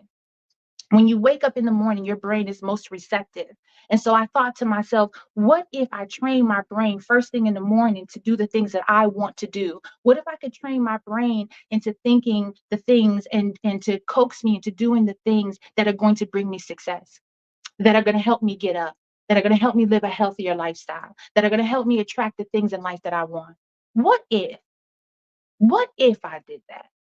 And since there was no one else around and no one else willing to get up at the time that I was getting up in order to batter my body into success, I listened to that round table that I created. And you know, and that's just how that went. And I am passionate about that. I'm also very passionate about young people. I think that it is any country's most precious commodity is the young people. And if you can implant your positive thoughts and the things that you learned in your time on this planet into them, then you have a word in the future. You have to be willing to plant a seed for a tree that you may never enjoy the shade of. And I'm willing to do that. My passion and purpose. Phenomenal. That's phenomenal. And, you know, I just want to add on to that too, because I also look at what people aren't saying. And one of the things that you aren't saying, but is very, very prevalent right here, is that you did not accept a diagnosis and then lay down to die. Okay. And a lot of people sit there and say, oh, I've been told this. And it's just like, oh, you know, I can't do this. I can't do that. So, you know, and they say, eat healthier. And it's like, well, I like this. So you know what? I don't care what they're saying. I'm just going to do what I do. That's just me. So what you're basically doing is you're saying, I'm signing my death warrant. I'm not going to eat healthy. I'm not going to make the change. And then I'm accepting all that has just been labeled and told to me. And what you have to do is you have to defy. And the only reason I'm not going to come back to you is because I know you wanted to mention to Carol, your anthology in Carolyn. So I'm going to ask you that, but I wanted to highlight that because those are the things that you're not saying, but that you're implying. And I think that our audience needs to hear that. So we only have a couple of minutes left. Tell us about your anthology and then tell us how people can reach you and get to you. Fantastic. I met Carolyn a few months after I was still on chemo at the time. My auntie knew a woman who was in radio. Forgive me, I can't call her name on the spot right now, but she was very instrumental in introducing me to Carolyn. I took a few days to decide whether I wanted to do this or not because it was revealing my deepest and darkest things, and I was putting them on paper for anyone to read. and decided to do that. I ran with Carolyn. Carolyn escorted me through the process of 1,000-word submission into the Her Story 2 anthology. And and ever since then, I found that writing was therapeutic for me, and not only for me to look back on and for me to move forward from and see how far I've come, but for other people to see that where I started, and if you can relate to where I was, then you had a platform. I was giving you a platform or confirmation to spring forward from that. And so that's how that went. And it also led me to write another book that I am currently writing right now called Badass. It's my cancer story. It's my business story. I want to say that how can you reach me? Very simply at Miss EJ Robinson at Instagram, Miss EJ Robinson and Gmail. Those are the two ways that you can contact me at any time. Please contact me, ask any question. I will gladly get back with you. I want to thank you so much for sharing your story. Thank you so much for being here. And I'm sure that people are going to reach out to you. Your strength and all of your inner being is such an encouragement to everyone out there. Thank you again. And genius is coming, and we'll see you on the other side. What if you could build your own city? A place where every child can find nurturing people to help them achieve their full potential. A place where every adult can access job training support. Where health education is abundant. Where social justice ruled the land. A place without limitations. Welcome. You have arrived at STEM City USA. It is what every city should be. A safe and trusted community where you find people and resources to help you become everything you are and beyond. STEM City is unlike anything you have ever experienced. It is a digital twin of the world around you, only better. STEM City is about energy and soul renewal. It is more than a digital world. You can almost feel the power of live cultural events, music, and theater. STEM City promises a better future for children with caring mentors and hands-on activities with dedicated tutors to support our youth. STEM City is your passport to a healthy lifestyle with weekly events addressing our community's many issues. STEM City is your financial well-being with helpful information on wealth management, career advancement, job training, and so much more. STEM City is the community you deserve. It is the city where your dreams can come true. STEM City USA, a place in the sky that is accessible to all who reach for the stars.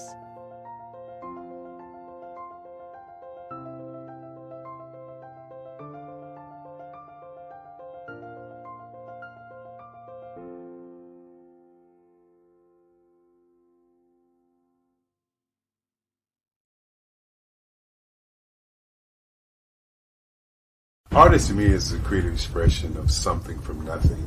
You know, it explodes onto the canvas, or it explodes on in my work. One of the things that I try to do more than anything is I try to just give the lines and the movements and emotions and expressions into what I do. Art really means to me a chance to express how I feel deep down inside. Most of my art begins as a thought that I might have, you know, whether it's sports, whether it's history, whether it's a woman or a man. It pretty much starts as an idea of thought before I get into the actual image of what I'm going to draw. I do a lot of historical pieces. I was a history minor in college, and I love to do history pieces. And a lot of times I'm thinking about history, and then I try to make that history impact you as you look at it. That's one of the reasons I do pictures so large. You know, people ask me, why do I do pictures so big? And I tell them, I want the piece to impact them as they're looking at it. To kind of dominate them, dominate their space. And most of my pieces I try to do off page. I don't try to do anything that's going to be in those four corners or in a square. And I want your imagination to be a part of the piece that you're looking at.